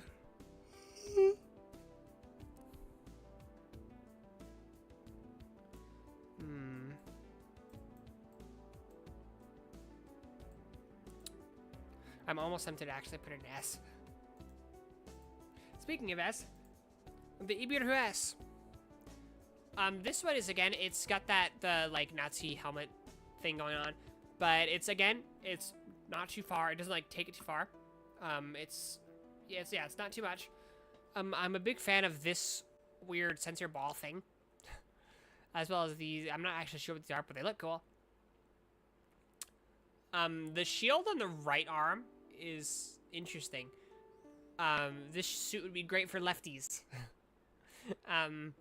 But the Shot Lancer is being mounted under the arm because of its use with this arm being having spikes. Darth Vader, if he was an MS. I feel like Darth Vader, if he was an MS, would be focused less on sensors and more on directly hurting people. But the head definitely looks very Darth Vader-like. But it's interesting to see this kind of spike on something that's not intended for aquatic usage. And I'm a big fan of this thruster, which I imagine would make it easier to, kind of like how Xeon's first Recon MS were literally just black painted Zaku commander type so that they could get away faster, so that they could keep their hard-won recon data. These big thrusters really make sense for that. We'll put it here. No. Here. Okay, the G3rd Savior. And yes, it is actually pronounced G3rd Savior, not G3 Savior. I was also surprised when I learned that. Wait, no, this is the G-Savior space type. Never mind. The G3rd Savior is elsewhere. Oh, it's like exactly... Wait, no. That's what I'm doing it now. It's soon. This is just the normal G-Savior space type. It is the CG from the game, though, which is why I first thought it was the G3rd Savior. Anyway, I'm a big fan of the front skirt armors being these big thrusters. That's very cool. The thighs and upper arms not having any armor feels very interesting. it gives it a more like agile appearance, but it does also make it look more weird. But I think that kind of actually is to the benefit of the G Savior space type.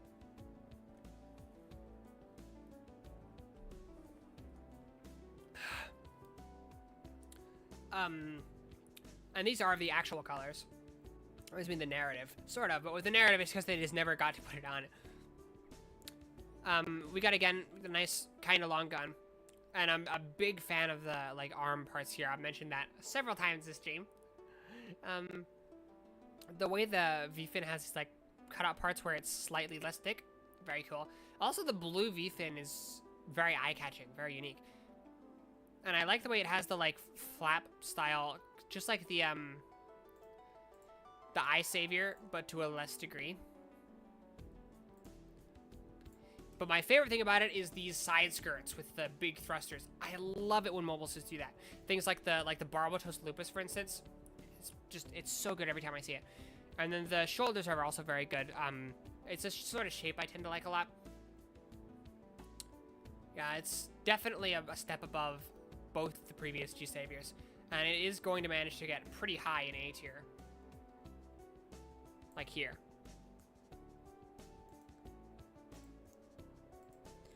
Okay, the Gelgoog RF. It, again, does a good job. Kind of looking like a later UCMS. It's interesting how it takes some cues from other Gelgoogs other than just the original. With, like, these look more like Gelgoog Jaeger feet. Or the shoulders are kind of more resemblant of the Gelgoog Marine shoulders. But the vents here are one of the main things that catch my attention, because they're very Federation-like for something that's supposed to specifically look like a Gelgoog. But I don't have that much else to say about it, other than that it's pretty neat. It has its own, like, a consistent aesthetic with the other RF units. But I think I don't like it quite as much as the Zaku. Actually, the MSRI should be higher. Or MSR8 it, rather.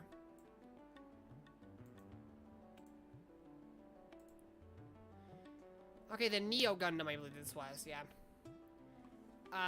This one, again, you can see the wings from the core fighter out of the backpack, which is, it's neat, and it kind of makes more sense that it can actually get out.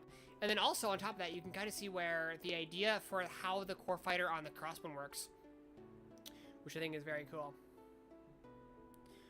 I like the vents here, which is sort of like the leg part of that, like, almost looks like how the white Gundam and red Gundam is, except less, like, more actually looks nice.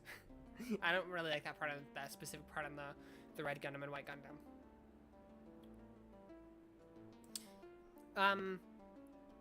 The shoulders I actually do quite like. I do like it when there's prominent thrusters there, but also just the shape of it is very attractive. This break in parts is positioned just perfectly. I'm not sure what this is, if it's a thruster or what, but I can only assume that the cockpit opening is here. And it's got more vents here, I noticed, which is consistent with down here, and it also does look nice. This one, other than that, I don't have anything that much to say about it. I don't think the Neo Gundam really stands out that much. But I have nothing bad to say about it. So, it is gonna go at least in C, but probably more like here. Maybe even here, or here, yeah.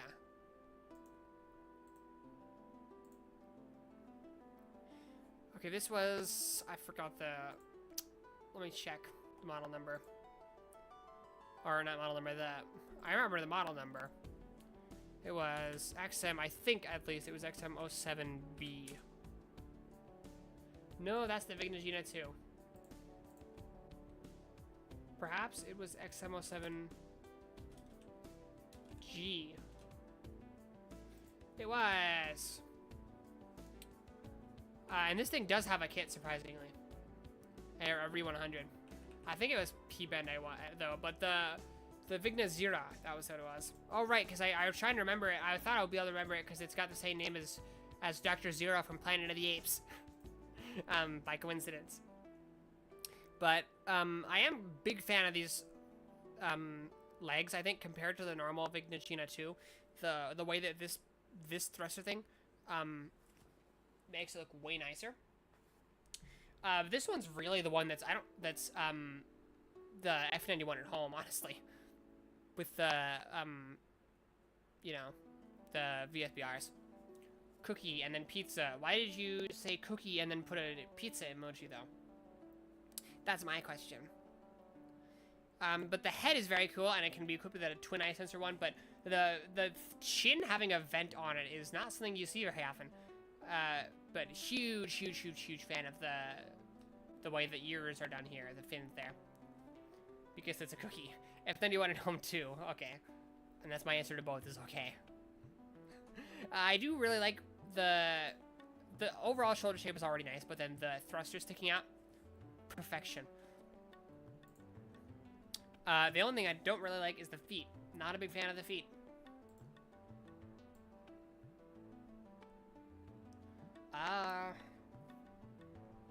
Probably right here. Okay, this is what I built in the only gunplay building stream. I managed to get my hands on a rare 90s 100 kit. Bread and then bell pepper. That is not bread. There's no bread that looks like that. But it was between this and the James gun, and I chose it not because I like it better than the James gun, because I really can't decide, but because I left it up to a coin flip, and it happened to pick the Javelin. But anyway, it has a very Victory Gundam aesthetic and proportions. It's got a lot more curves than something like the Heavy Gun or the G Cannon, or really anything from F91. But I mean, 30 years or so did pass, so it makes sense that their design language would change a bit. But yeah, on the Javelin specifically, I do really like all the thrusters all over the place. I like the head more on the James gun. How about sandwich? That could be a sandwich, a mushroom and bread sandwich. You might want to be careful eating it depending on where you get the mushrooms, though. But everybody who knows me well knows that I really like the Javelin and James gun. That is why I spent money on a rare 90s kit of it, and I'm trying to do the same on a James gun if I can find it. But yeah, I have literally nothing to say bad about this. The Javelins on the back are also very good. The only thing I will say, if you have a Javelin kit and one of the pieces that hold the like Javelin, those shot lancers in, is broken or just like really loose. And honestly, even if it's not, even if it's fine, you should replace it with a polycap part. You should probably, it's the exact same shape as a very common polycap piece. That's my advice. That goes in S though. Yeah, right there.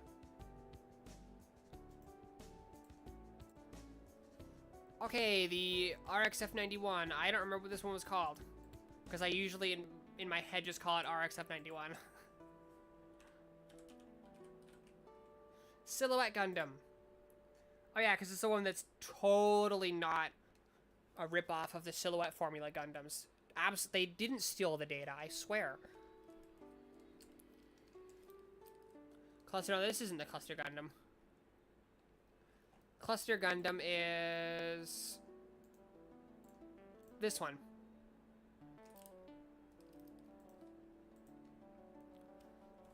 But I do like the purple quite a bit. I really like these like flaps on the back. I love when mobile suits have those. And then also the way the thrusters jut out the shoulder. But this one's even cooler with the way they're shaped like that, with these like I guess cowlings around the thruster. That's very cool. The gun here is neat too. If these arms were in Gundam Breaker, I'd probably use them for at least a little bit. At least on some builds. I think the head is just a little bit ugly. I'll be honest. It's fine, but it's just a little bit. The way the vents also have these same like cowlings, it's consistent design language for one, and other than that, it just looks cool. I will say the VSBRs, yes, these things are VSBRs, look considerably less cool than the F91s. We'll put it here. No, here. Okay, now we're at the G3 Gundam.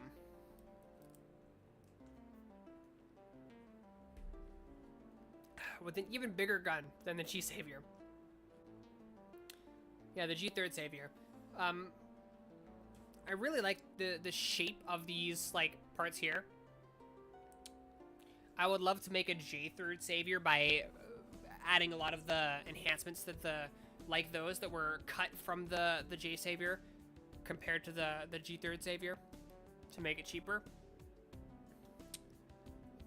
Again, the end of the chest comes to a nice tip. Sex.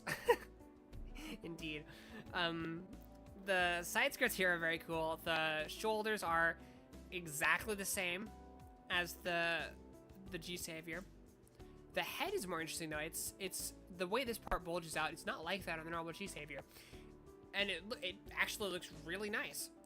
It does lose the blue V fin, which is unfortunate, but it's fine. The way these parts here are shaped is interesting as well.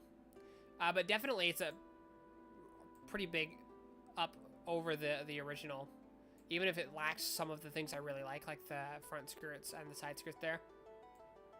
But it's not, I still don't like it quite as much as well, maybe I like it that much. Or, we'll say that much.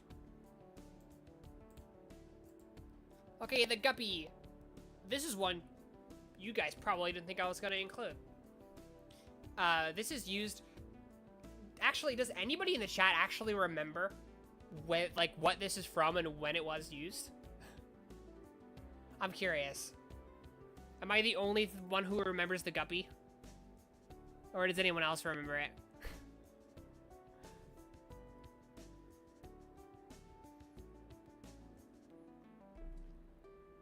The $1 million question. First sequence of G Savior, G Savior for 10 minutes. Yep. Mark uses this underwater.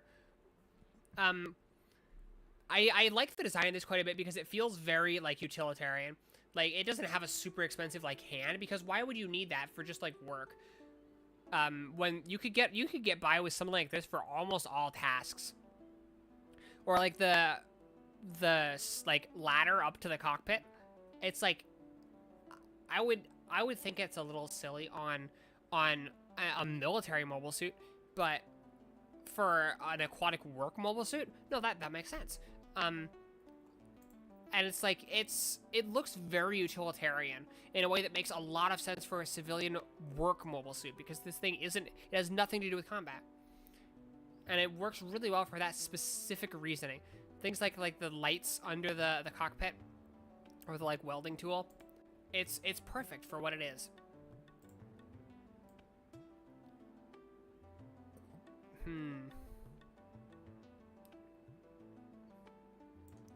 I think I'm gonna move like several of these up to A.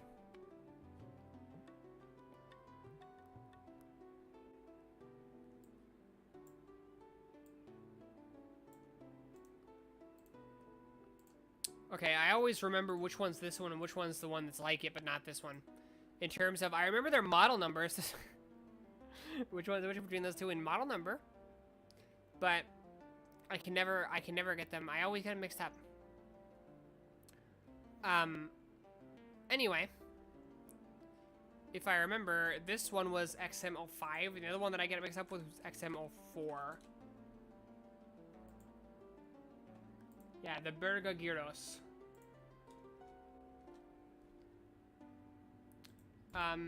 Anyway, the other one was, I think, Berga Dallas. The Berga Gyros. I The cables here give it a very interesting appearance. We don't see something much like that elsewhere. But the way it combines the eyes with these like, I think it does even better than the Nan Gay. Yeah, the Nan Gay is the better one. The Nan Zon's the worst one. I keep having to remind myself. But these like flaps are cool. The way that the shield pops out is similar to the F91, and it's very cool. I use this a lot in Gundam Extreme versus Full Boost. But the night, the very like night-like things here is like vents is interesting. But then it keeps all of these like red and orange thrusters to really keep it with that it has a very consistent aesthetic with the rest of the Crossbow and Vanguard MS from the era, and I really like that. We're going to put it here. Okay, the Tigress 2, which I actually found out about from the while getting mobile suit line arts for this stream. I'm a big fan of the head and like the way it is. The legs now feel even more Zone of the Enders, like in my opinion. This one honestly feels like less over the top and more believable, while keeping a lot of the things that are desirable and cool about the original. And I think it does a really good job of. It's just really cool. I think basically. I think it does what it sets out to do very well. It doesn't look much like anything else from the era, but the max production version of the Tigress. Yep, the Tigress 2.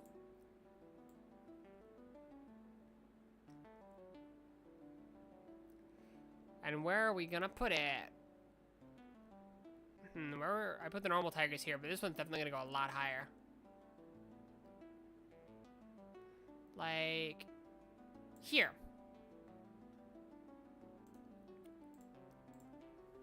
Okay, the RF Dom.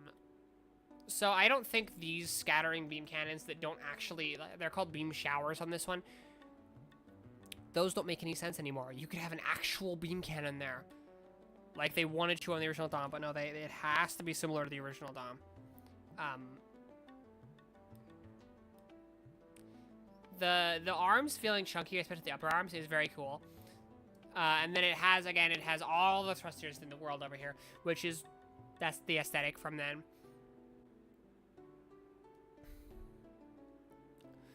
The head is literally just a Tom head. And I can only assume this is a beam saber now, which is, that much is cool. But yeah, I think this might be the weakest of the RFs. And a lot of it's just because, like, why does it sell the beam showers? Why not have an actual beam cannon or scattering beam cannon that actually hurts people? Like, that's the goal. You're intentionally missing the goal to be like another thing that missed the goal. So we're gonna put it down there. Actually, we're gonna put it like right there. Banana, yeah, now we have the banana. The Pez Batala. The legs are, of course, very cool. In fact, with these, like, outcropping parts, they are, I think, more cool than the normal Batala. Because the way it got like that, I think, is cooler than that. That is where it stops being cooler in any way, because this is silly. It's like that meme with the ants, like, imagine being born and you're literally the door. Imagine being built and you're literally the axe. Like, oh, let me build this anti-ship mobile suit that generates a beam blade in its face and rams into the enemy. That is too silly, even for Crossbone, in my opinion. It's too much. This is silly, and not in a way that I really like that much. I enjoy it for being silly, but that's not what gets you high on this list. Come on.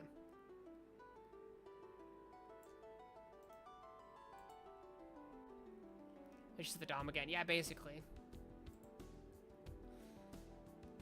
Now, this one I like a little bit more because it feels a little bit more unique. The Vulcans on it actually make a lot of sense. I wish more close quarters, specifically mobile suits, had Vulcans. And then this is a unique shape. It's not just exactly the same as normal. And then you got this like part that was on the chest. Since they don't have it on the chest anymore, they still have that, like, it's still referenced by being here. You know? I think this going through here instead of being inside the joint it makes more sense and is very cool. And then I believe these are beam cannons, but it's interesting to see it have such a close quarter, such a long range armament. This antenna is quite cool. I think this is probably the best of the RF units, but it's still, the RF units don't appeal to me that much.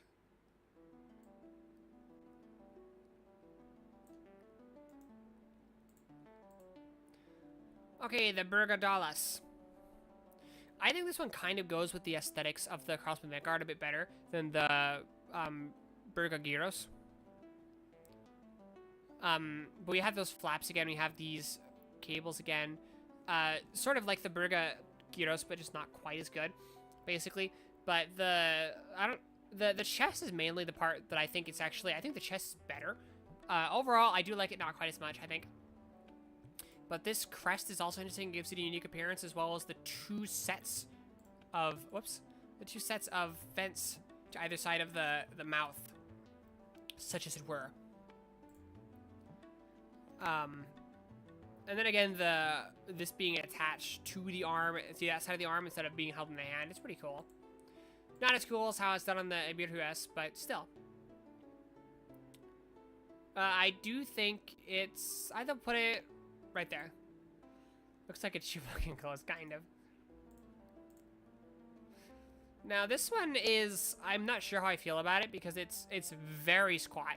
And then more importantly to me, why would Mars Xeon, the group on a desert planet, have an aquatic mobile suit? That's what I'm just not seeing. The only reason for this to exist is because, oh, it's a 1-year war mobile suits. Oh my god. There's no actual reason for this to exist. Like, even if you say, well, oh, they're probably gonna, if they go to Earth, they send them to Earth. Well, that's what I was about to say. Yeah, they send them to Earth. It's like, there's no way that their underwater Earth, like, missions are so expansive that it actually makes sense to develop a whole separate, dedicated aquatic mobile suit. This could have been an RF Zaku variant. They were probably planning to invade Earth, but who knows. It's still, for the stage they're at, this existing doesn't make any sense. This should have been a Zaku. It could have been a Marine Zaku. RF Marine Zaku. Maybe even give it some actual originality. But we have this, which is, it's fairly cool, but still. For that, it gets sentenced to D tier. Below even the Dom. Actually, I'll put it here, because that pisses me off. Okay, the Brooking. Very, very, like, wide. It does shine in the latest F90 cluster chapter. I mean, that is nice, but it's, again, it existing doesn't make any sense. It shouldn't exist.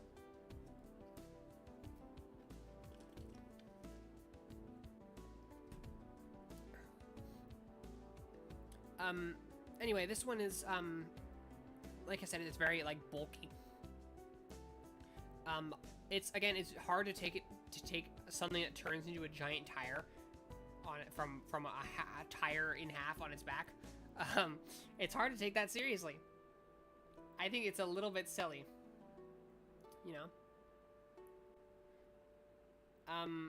But it does look fairly cool. It's definitely got the Zanskar aesthetic. The knees, probably my least favorite victory suit. Yeah, it really is. I don't know if it's my least favorite, but it's up there. Anyway.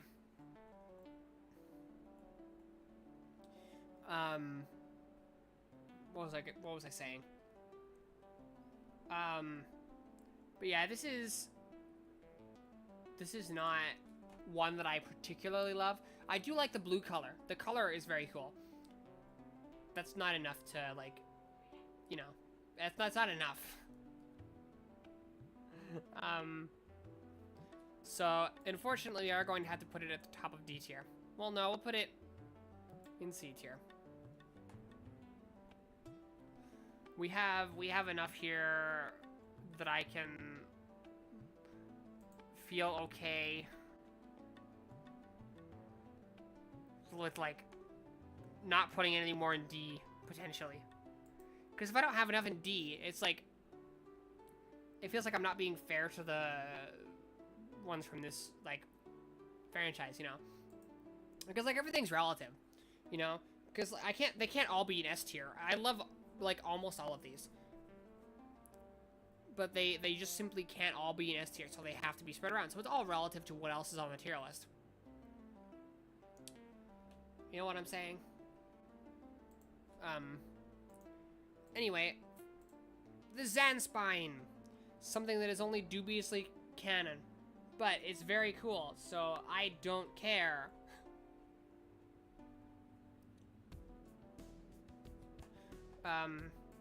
Anyway. It's probably my 5th favorite Zanscare MS. It's so cool, but, it's better VTube at Zanscare. I don't know if I'd necessarily say it's better, but it's definitely, it does a good job having the Zanscare aesthetic, but interesting that it also has a Gundam head. These pylons almost remind me of Evangelion. The torso is nice and, like, compact. I like the way that the wings of light on the back, are attached to the, like, arm joint, but I do specify on the back, and that's because this on the tail is, like, and I say tail because of how it looks when it's activated, is also a wing of light. So it ends up looking like wings and a tail on a bird. Very majestic. But in a lot of ways, it's kind of a ripoff of the Victory series, like the beam shields here, this rifle, the front skirt armor. But it's kind of a ripoff in universe, so it's like, that's intentional, you know? I do like the shape of the feet quite a bit. It feels original and sets it apart quite a bit. But we're gonna put it in B tier, I think. It is quite cool. That's probably a good place for it.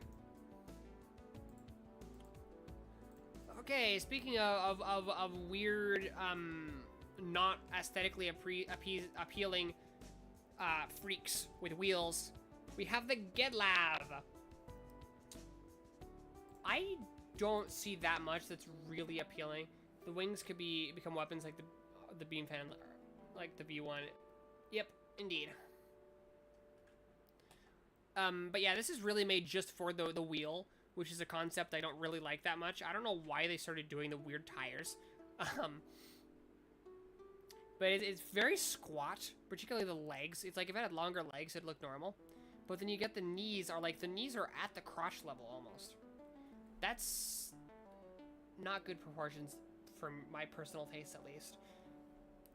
The head is cool, but it's like basically taken from like the Tomliat or the Zolo. That's the wait, that is the Tomliat. This is the Zoloat. I was thinking I got mixed up for a sec. Anyway, I don't like this.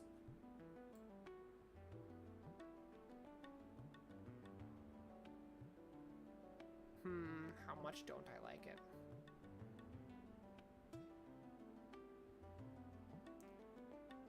That much.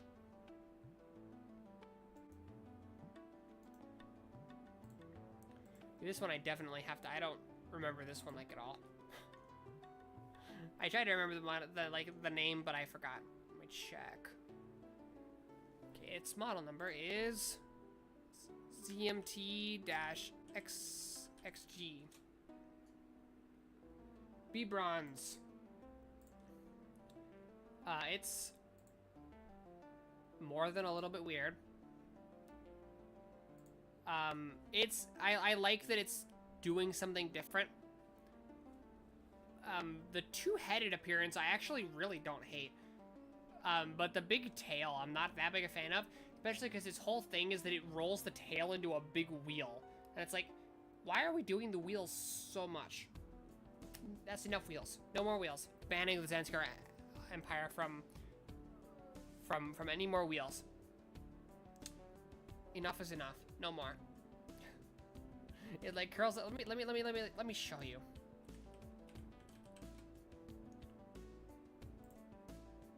What the beat bronze does. What its whole point is. Doing this. How am I supposed to take you seriously when your whole point is to curl up into a ball and roll around? It's worse than the normal ones, but it also looks cooler as far as its actual body. So I'll at least put it this high. Maybe even this high. But not higher than that. Okay, the Kantio. It's definitely one of the bulkier ones. I think the, like, pincers, I believe they were wired, are quite cool. The 3-barrel cannon in the chest is interesting because you probably at first glance think it's a thruster, but it's because of the 3 barrels, you know. But also it's not unprecedented for it to be there and for it to be a cannon, you know. It's the arms are pretty interesting with how the beam shield comes out of there. And the legs are neat, but I'm not a huge, like the thruster here, but I'm not a huge fan of the way that the foot just goes out and then down. It's pretty neat, but I can't really say more than that in its favor. We'll put it...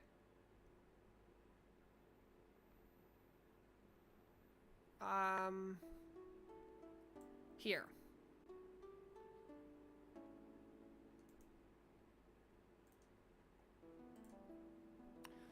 Okay, the Gartalatin. A beast, yeah, but too big, in my opinion. But the Gartalatin, my first Tarzan Scaramouche is so beautiful. It is quite nice looking.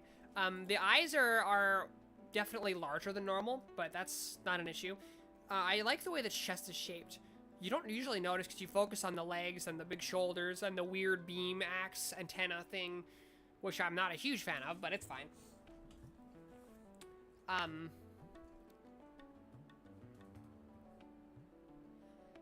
But the way that the arms, the mouth irks me. I can see it. But the way that the elbow is in the middle of the lower arm is interesting, and it feels kind of Armored Core-like. Which again, that's a compliment whenever I say it usually. The legs are interesting. The thighs are way smaller than the lower legs. The knee is again almost at the crotch level, but at this time, the lower legs are long enough to kind of make up for it, you know? The thrusters here are neat. I like the three section foot shape. And then the big thrusters here are obviously very cool. This one I'm surprisingly incredibly good at in Gundam versus full boost and maxi boost, which I wouldn't have expected. And where do I put it?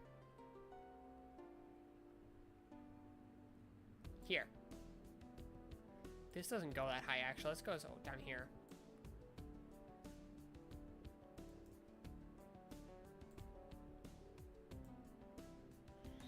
Okay, what was this one called? It was something like Galyugu? Let me check.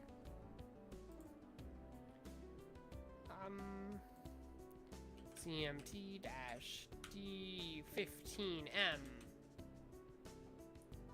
Galguyu. I was close. I was really close. Anyway, the Galyugu.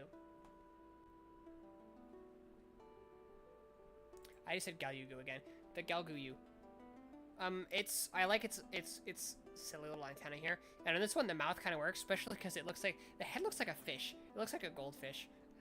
And it is aquatic, but I like these, parts over the arms. The claw hand is interesting. It's interesting that only one of them is, which gives it a somewhat more normal appearance than a lot of aquatic ones. But it's, like, when you see it and you just heard it's aquatic, you can definitely see it. It's probably one of my favorite aquatic mobile suits, honestly. Despite its slightly goofy-looking head.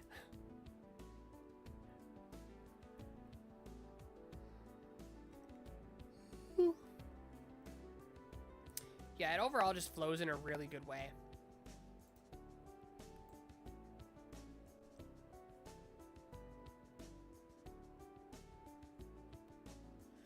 Where do I put it?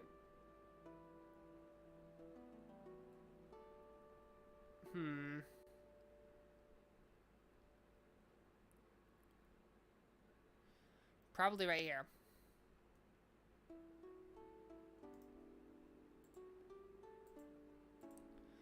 Okay, the Abigor. The 3 eyes is very interesting. As well as how, like, overall bulky the arms and legs are.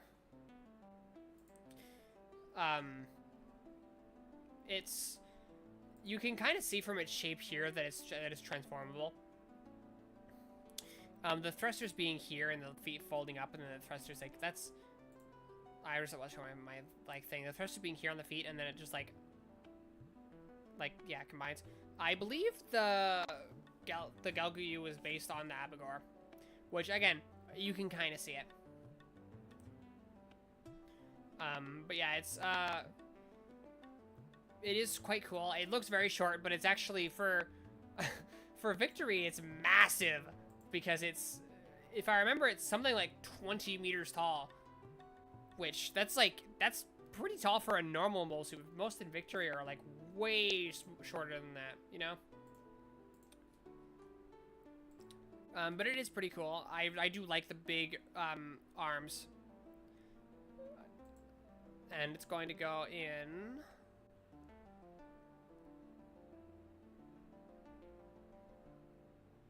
right... here. No. Well... yeah.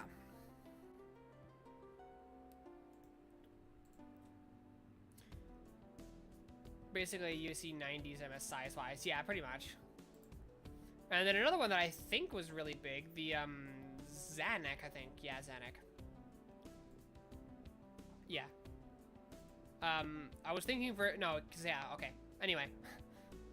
Yeah, let me check its height.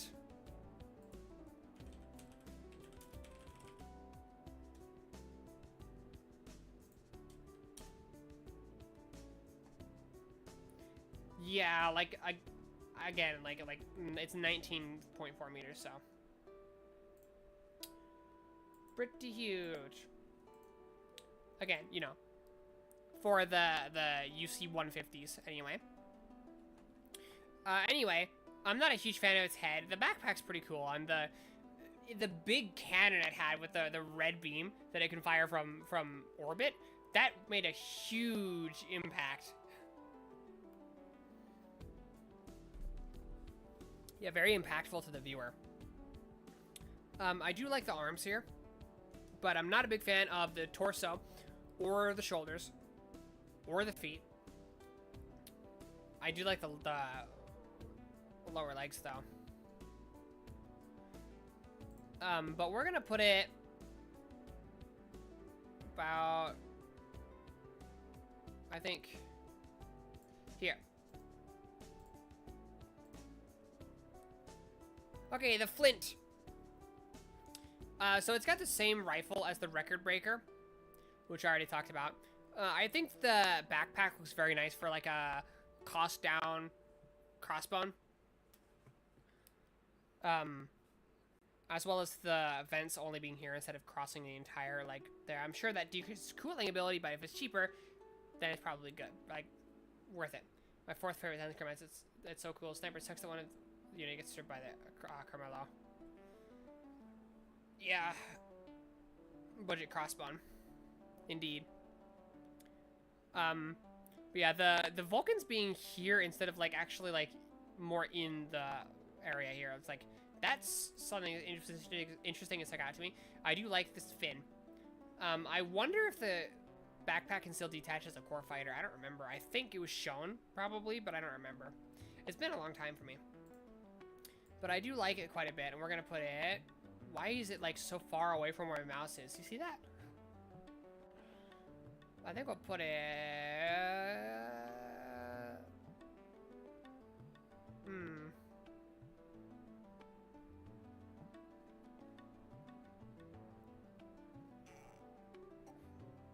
Here.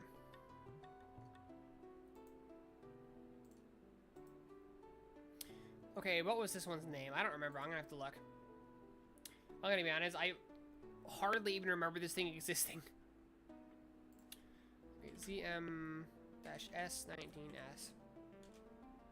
Shaitarn! Yeah, I don't even remember the Shaitarn. But its head's pretty cool. Interesting that for a visor on a Zanskar RMS, you don't see that often. But with its big cannons and its huge armor, it's a very defensive unit. I think the feet are really interesting, especially with the big thruster there. Fair enough, it's just like once or twice. That explains why I don't remember it. I do like the way that the, like, upper and lower legs, like flow directly into one another, with no discernible knee when the leg is bent straight, or unbent rather. Looks like something from Macross. I could see this being like a Zentradi unit. Yeah. But regardless, I'm not hugely into design. I'm not a big fan of these spikes here either. And then the head spire looks kind of dumb. It'll go here.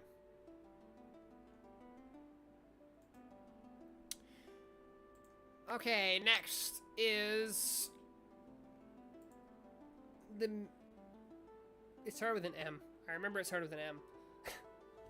That's how I remember. Let me check again.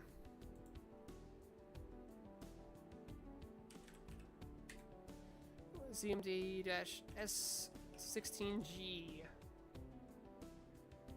Mimidorza.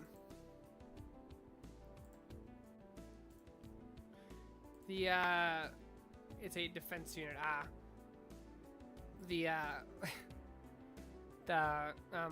Shaitarn, yeah. Anyway, the Mimidorza, I'm not sure how I feel about the beam, like, thing. I do really like the head, though. The head is one of my favorite heads so far. And then the beam shield being here is interesting, but also the main thing I really like about it is just the whole lower leg assembly, but especially these, like, rotors for its flight. And then also the two beam rotors and the shoulders are very cool. This one I like more than you might expect, honestly. And we're probably going to put it in... like over here. 737 inches at legs are like really funny. I think it's cool. Anyway, the Zolo. This one I didn't care for that much when I first saw it. I didn't dislike it, but it was kind of but it's really grown on me. Max, welcome to the stream. Pretty purple beetle indeed. The head I feel like would look better with some sort of ornamentation. He looks a little bald. But I do really like these with the, like, beam shields coming out of there. Kind of reminds me a little bit of Arios' beam shields from 00. But, the parts covering the hands here are, again, I always so far in this tier list have complimented the hand covers like that. But, the feet look rather like bug-like, beetle-like, while also still flowing with the rest of the design really well. In general, the design flows quite well. It looks pretty bulky. You can tell it's a spacesuit mobile suit, which is pretty cool. The chest is... I don't know how to explain what I like about it, but it looks nice to me. And then the color scheme is also nice. I definitely like it more than the Ligue Metalliere color scheme. And we'll put it...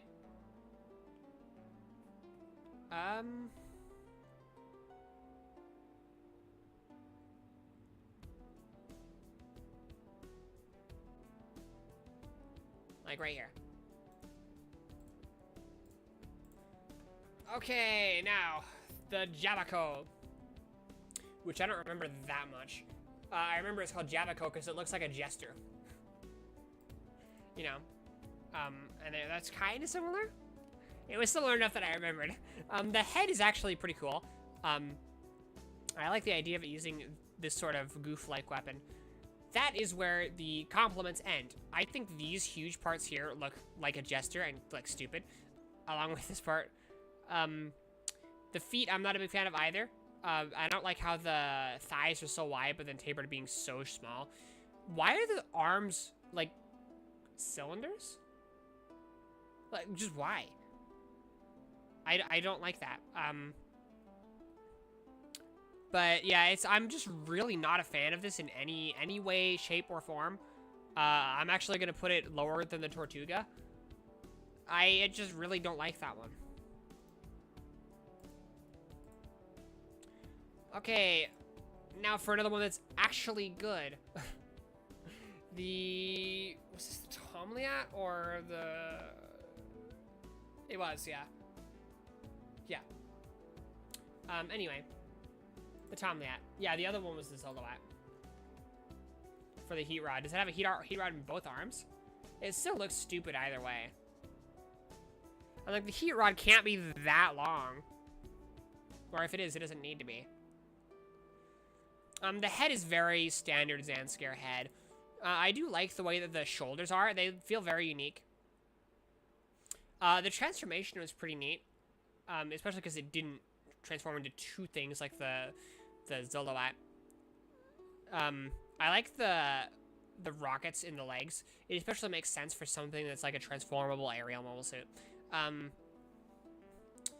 The beam rotor is silly, but it's cool also.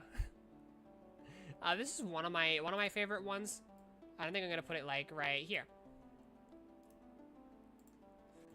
Okay, people who know me well know that I gas this one up all the time. I love the Shaku so much. The beetle-like head is very cool. It does look a bit chunky in this line art, but you know, whatever. The whole design flows incredibly well. Jesus, my third favorite Zanscare MS. But yeah, this one's my favorite Zanscare MS, like, easily. And you know what? This is one of the ones that's so good. I don't even know if I'm gonna put it I might put it above the J-Save. I'm gonna put it above the J-Savior, actually. But yeah, everything about this, everything about the way it is perfect. The beam rotor's a little bit silly, but it's fine. I don't even care. Yeah. Okay. I'm gonna have to look this one up. I don't remember. Oh wait, I do remember. Godzorla. I remembered because it's like saying Godzilla in a silly way, so I specifically remembered to do that. I need the Re 100. I need the Re 100 more. I love it. And I think the Re 100 proportions are really good. But yeah, this is another one that I don't even remember this one at all. It wasn't very memorable to me. The head is interesting for sure. I do like these fins. Maybe this was built more for dogfighting in the air. Yeah. But I do also like these thigh thrusters and the way the backpack is. But it's like, it's not really all pulled together in a way that I really like for this. It shows up once, it gets blown up by you, so no wonder I don't remember it. So I'm definitely gonna put it higher than that thing.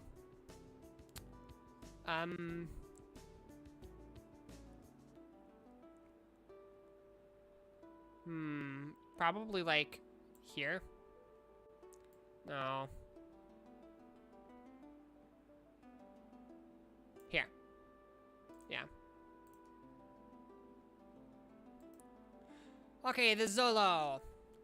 This is my favorite Zanscare mass production, because I don't think they ever actually mass produced the Shaku. They mass produced the Rig Shaku, which I don't like nearly as much. But, yeah, the head is, it makes an impact when you first see it, because, you know, it's oh wow, that looks crazy, and then, you know, because you don't know that's what the Zanscare heads generally look like, except for the, like, eyes, because you see the Shaku first, because of the weird episode ordering. But I'm a huge fan of the shoulders here, and these, like, shields on the arms. really everything. The only thing I don't like that much is the chest, but it looks really nice in the transformed mode, so I can give it a pass. But yeah, I'm also not hugely into the fact that it like transforms into two things when it transforms, but again, it's fine. And you know what? Another Zanskar MS for S tier. How much do I like this one? That much. Okay, and finally, the last mobile suit of the day, the Gengalzo, which I do remember it, but I don't remember it that well. I believe Fala piloted it, I think. But the backpack is interesting. It gives it a very interesting silhouette. The feet almost, or the legs almost, lower legs almost remind me of the Double Zeta, but less good looking if you ask me.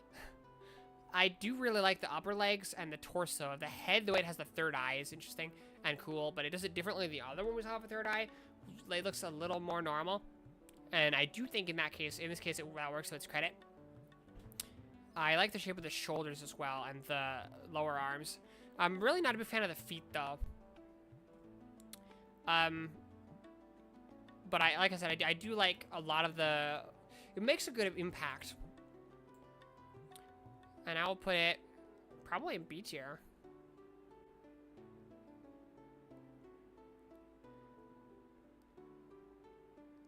Right there.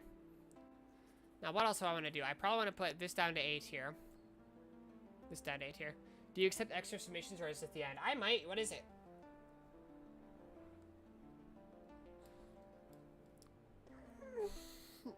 Sorry, that was a stretch. Like I stretched, I mean.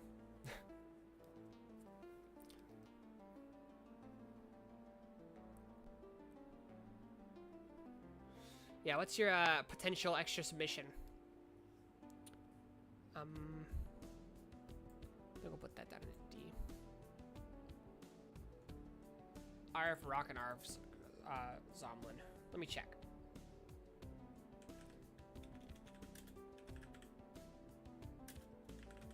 I'm almost certain that I specifically, yeah, the RF Rock is not a mobile suit. That's the main issue with it. Mobile armors will be a whole different like tier list. I think the RF Gromlin was also not a mobile suit. Yeah. So yeah, those are ineligible for the mobile suit tier list videos by virtue of not being a mobile suit. From where I made them as. They're straight up just mobile armors. Yeah, they're gonna get their own whole, mobile armors are gonna get their own whole video. I'm kind of putting off a little bit just because it's gonna be really long, because it's gonna encompass all of Gundam, because there's not really enough for me to do. Like if I were to do all the ones from 00, you've got both the regiments, you've got the Trilobite, that one that functions more like a mobile pod for the space use, the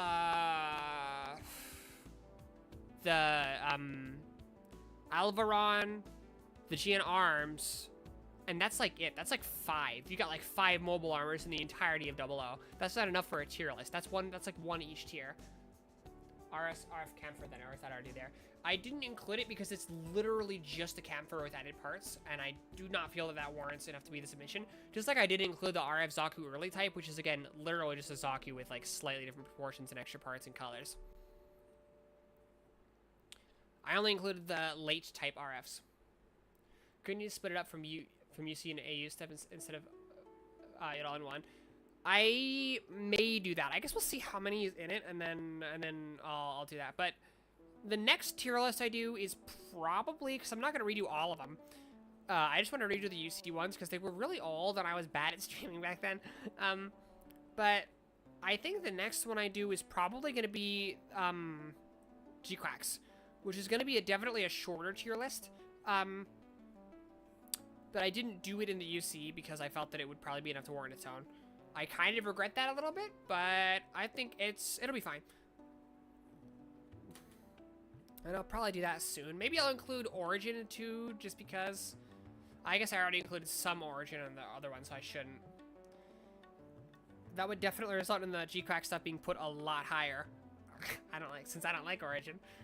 But yeah, I think this is looking pretty good. I don't think there's anything I really need to change except putting the brucking in D. I'm putting it below a volcano.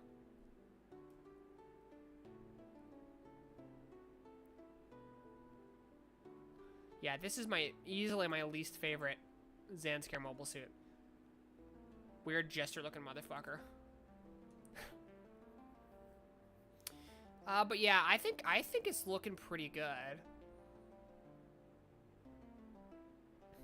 This is kind of a big S tier, but it's, well, I guess not. It's fine. No, we'll keep that in B tier. Also, we'll move the Raven down to B tier. I don't know if I actually like that. I think I might actually like it less than the B2S. Yeah, I think this is looking good. Okay, so that'll be the end of it. I haven't really been scheduling streams in ahead of time that much anymore because my job schedule is crazy. But hang on. But I'll continue to stream. I'm trying at the very least once a week, but usually more like two to 4 times a week I'm trying. So we'll see how that goes. But the only thing I really have to that I really want to plug right now is my Macross M3 translation. We're getting pretty far along. The whole story's done. Right now I'm doing last little bits of UI stuff. I'm doing pre and post battle comms still, and I'm gonna release it at the same time as the colors mod. So I'm trying to see if I can replace the gray prototype BFX11 for all 3 characters with separate red, blue, and purple for the 3 pilots. But it's looking like that's not gonna be able to happen. But yeah, doing all that, and then. But if you want to play it now and you only care about the main story, it's done, and you can actually play it right now if you subscribe to my Patreon. Which, by the way, that is not just the Patreon for Comet Softworks, the game studio that I develop under, but also it's mostly actually the Patreon for my VTubing stuff. So for one $3 subscription, you actually get both, basically. So. If you think that's a good deal and you want access to either that or like early access and Patreon exclusive content from my VTubing stuff, yeah, and also like more say into like the kind of stuff I make. Yeah, the link to the Patreon is in all the places that links are. So like the description for YouTube, the links page for Twitch. That's it's got in my link tree where all my other links are too. Also, if you're not in the Discord server, join it. It's great there. We talk about Gundam quite a bit, as well as other stuff. If you don't like Gundam, you still might want to join. We talk about various other things like all kinds of things. But since you're here, you probably like Gundam, and that is something we do talk about a lot there. A lot of us are Gundam fans because, obviously as a huge Gundam fan where a decent amount of my content has something to do with Gundam, it is a decent part of what my fans like and what I like, so it does often get talked about there. Anyway, I'm kind of rambling at this point, so I'll end off the stream now. So yeah, thank you for watching. I think I'm pretty happy with this tier list, and I will be posting it on socials, such as Twitter and my Discord server. So yeah, thank you all for watching. I appreciate you for being here, and I'll see you next time. Bye.